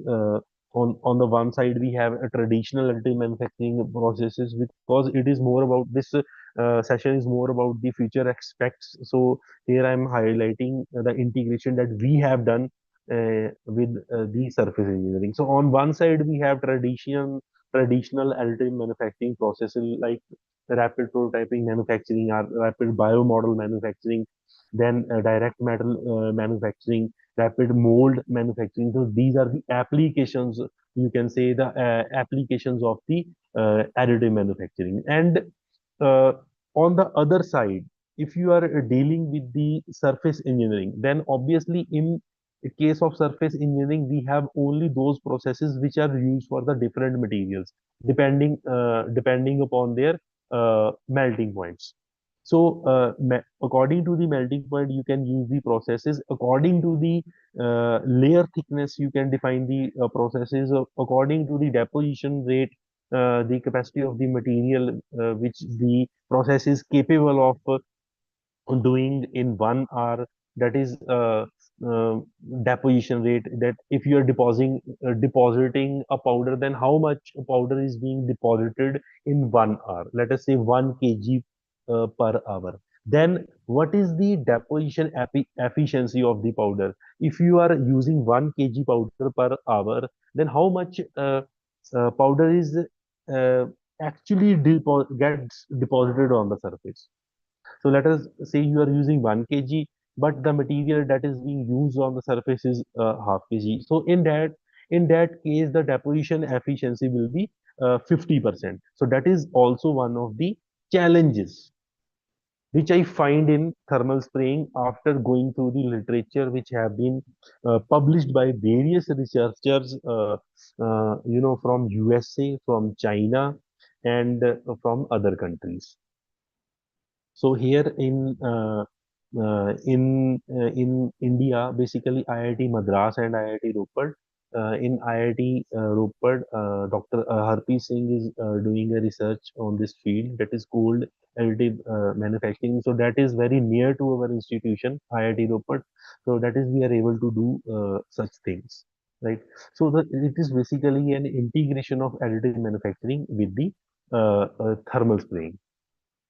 Then over the time, here you can say the number of publications which have been published in this field, that is where we are integrating our thermal spraying process with the additive manufacturing process. So that is basically a cold spray additive manufacturing, CSAM. So cold spray is one of the thermal spraying technique which is used to deposit a, uh layer of a material on the surface. So what is the application area? Application area can be a wear resistant surface wherever we require a wear resistance surface, wherever we require a corrosion resistant surface. So over there we can integrate additive manufacturing with the cold spring. So these are the publications which have been published in this area. So here I mentioned only up to 2021. So this is my published paper basically. So if you look into this area, so the number gets increased every year. So the number of publications, why the publications are increasing? Because the people are working in this field. They find their interest in this field. That is why they are working in this field. Now, what are the outcomes that we require if we integrate this one? Like we can have enhanced resource efficiencies, which can be recognized in design and production phases. And on the other side, if you want to extend the product life, so that is the another aspect. Like we have a sustainable designs which are very very much famous nowadays just because of sustainable development goals. And the another aspect is the repairing. You can also go for the repairing of parts with the help of CSAM, which is basically very challenging in case of additive manufacturing. So you can also repair the damaged products, because here we have a dedicated nozzle which sprays the material over the surface. So if here is a nozzle and here is the surface, then obviously you can spray some material on this surface with the help of a nozzle. So if this surface gets damaged, you can also fill that surface with the help of a nozzle. So that is the beauty of this integration, if we integrate our thermal spraying process with the additive manufacturing. So these are some of the products which have already been developed by using CSAM. So this is a very famous manufacturer from Germany, that is Impact Innovations. You can visit their website and you get to know about the products which are used in the jet engine applications, and and purely manufactured with the help of cold spray additive manufacturing. So in the cold spray additive manufacturing, what is the advantage? The main advantage which we have utilized from the thermal spray field is the velocity of the material, the velocity with which the material is striking on the surface. So if the velocity is high, it will be able to have a good bond, so the bond strength will get increased. So that is the major benefit of the thermal spraying if we integrate the same with the additive manufacturing, which is rarely possible in the other additive manufacturing processes techniques. Then here you can see the development of a coating during the cold spray additive manufacturing process. So we have so I prepared this image. So in this image you can see, uh, first of all, the powder is coming and striking on the substrate material, that is the this one, this the substrate. Here you can see the powder particle is coming and striking on the surface of the material. This is the first aspect. And during the CSAM operation, powder particles in the unmelted state basically impacts with the high velocity. So that is the beauty. And when it gets, when it comes into the contact of the surface, then it gets bonded together to form a layer uh, uh, by by the means of kinetic energy. So kinetic energy is basically involved in this process. Then, and when it is impacting on the surface with the high kinetic energy, then you can see the metal particles gets transferred into the material, or you can say towards the material. So here the word that I should use is plastic deformation, which can be seen at the last stage of this process. So that is plastically, that gets plastically deformed. Then these are the major areas where we can use cold spray additive manufacturing. In case of coatings, then it can be integrated with the friction stir welding process. Then it can be further integrated with the other ferrous or non-ferrous materials which are used by different application areas. And there was one case study also where the titanium drones were prepared by using CSAM, and that have measured basically more than 1.8 meter in diameter. So that was basically done by, so here I have noted down, I'll mention, that was basically done by uh, Titomic 3D Prints Australia. So there is a manufacturer of Australia, that is Titomic 3D Prints. So this is one of the recent advancement which has been done in this area. Otherwise, these are the wide applications which can be seen in this slide. Now, what are the challenges? The main thing is challenges. So there are many challenges associated with CSAM.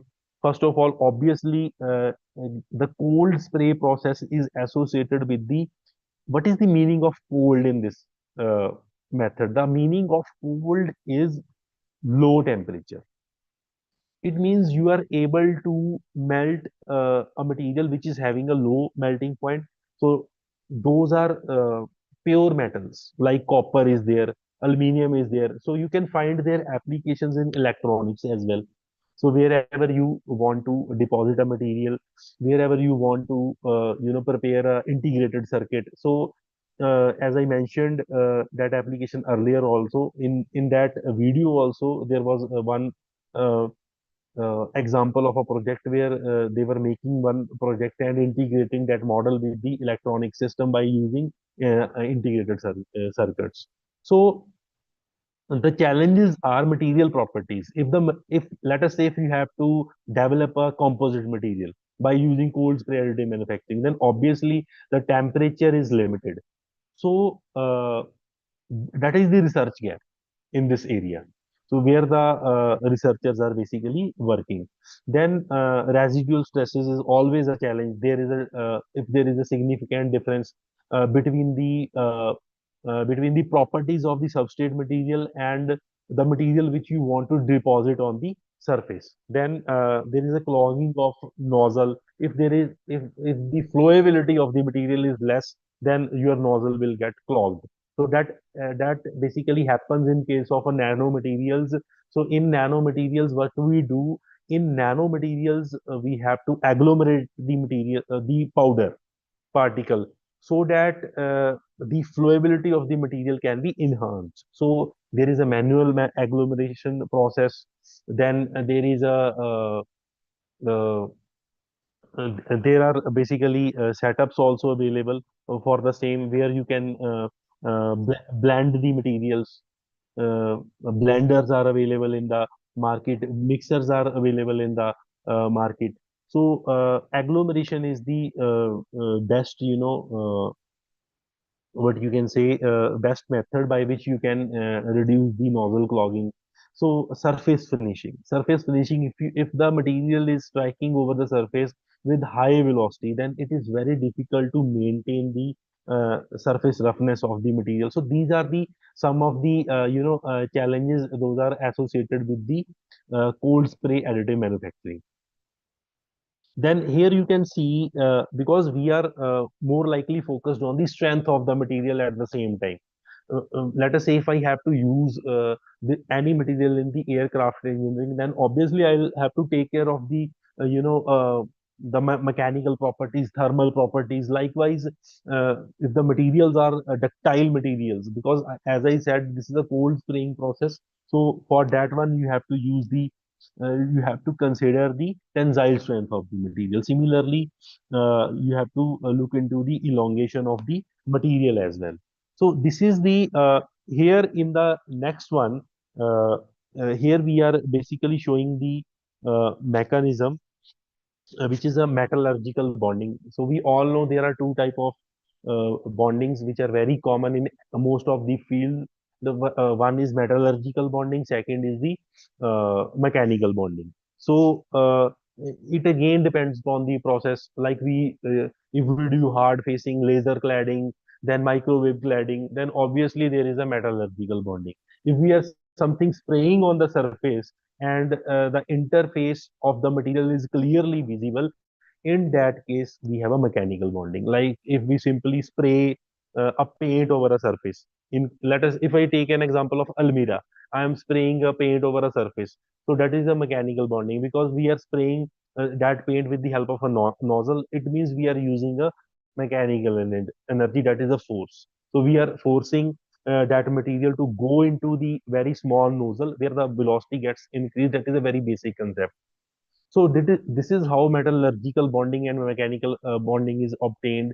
So here we have a dedicated metallurgical bonding mechanism in case of CSAM, which can be easily achieved. So this is achievable.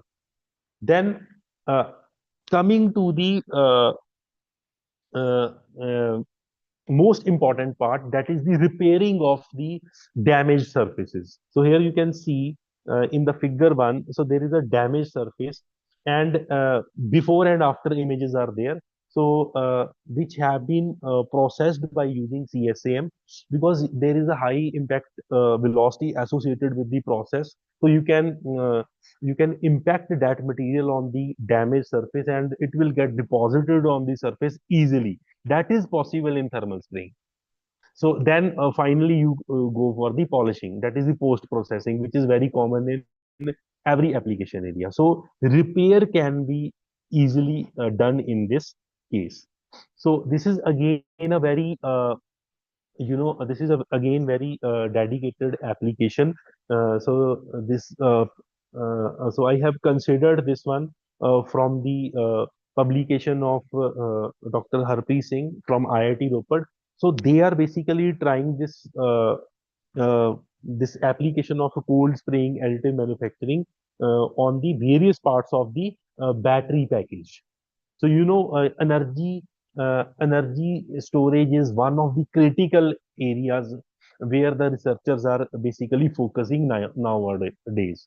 So here also we can use this concept. You can refer this paper which has been published by Surinder Pal Singh basically. So that is why here Pal et al is written. So they have earlier mentioned this thing in the review article, and later on they have performed the experimentation also on the CSAM. So if any one of you interested in this field, you can easily go to the Scopus database. You can enter a keyword cold spray additive manufacturing. You will be able to download the articles and the recent work which has been done. So this is my paper which was published in Journal of Cleaner Production. So earlier we used to had a review on this. What is the state of art? So first of all, we need to understand the state of all. What is the state of art? What are the challenges and the future? What are the challenges and what are the future approaches? So now people have started working on the same. So the process is used for the repairing purpose. The process is used for the manufacturing of new parts which are which are basically used in jet engines, as I mentioned here. So you can visit the website of Impact Innovations if someone is interested in this field. This is completely a new field in case of additive manufacturing. Then so these are the credits which I have mentioned. So I have resourced all this data from this one. So this is all from my side, as I have a limitation of time also because I have to leave the campus also at 5. So if you have any queries in your mind, you are welcome.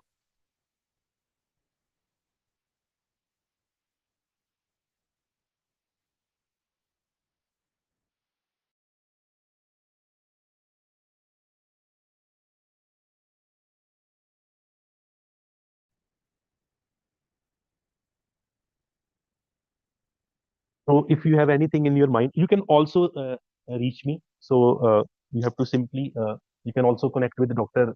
Naveen. So he's a friend of mine.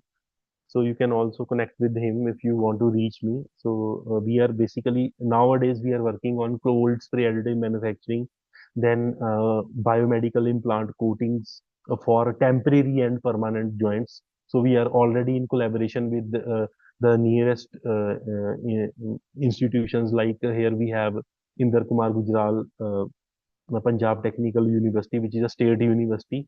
Then we have a collaboration in Punjabi University, Patiala also. So likewise, we are doing in the field of surface engineering and additive manufacturing, which are basically the main, core areas where the people are working nowadays.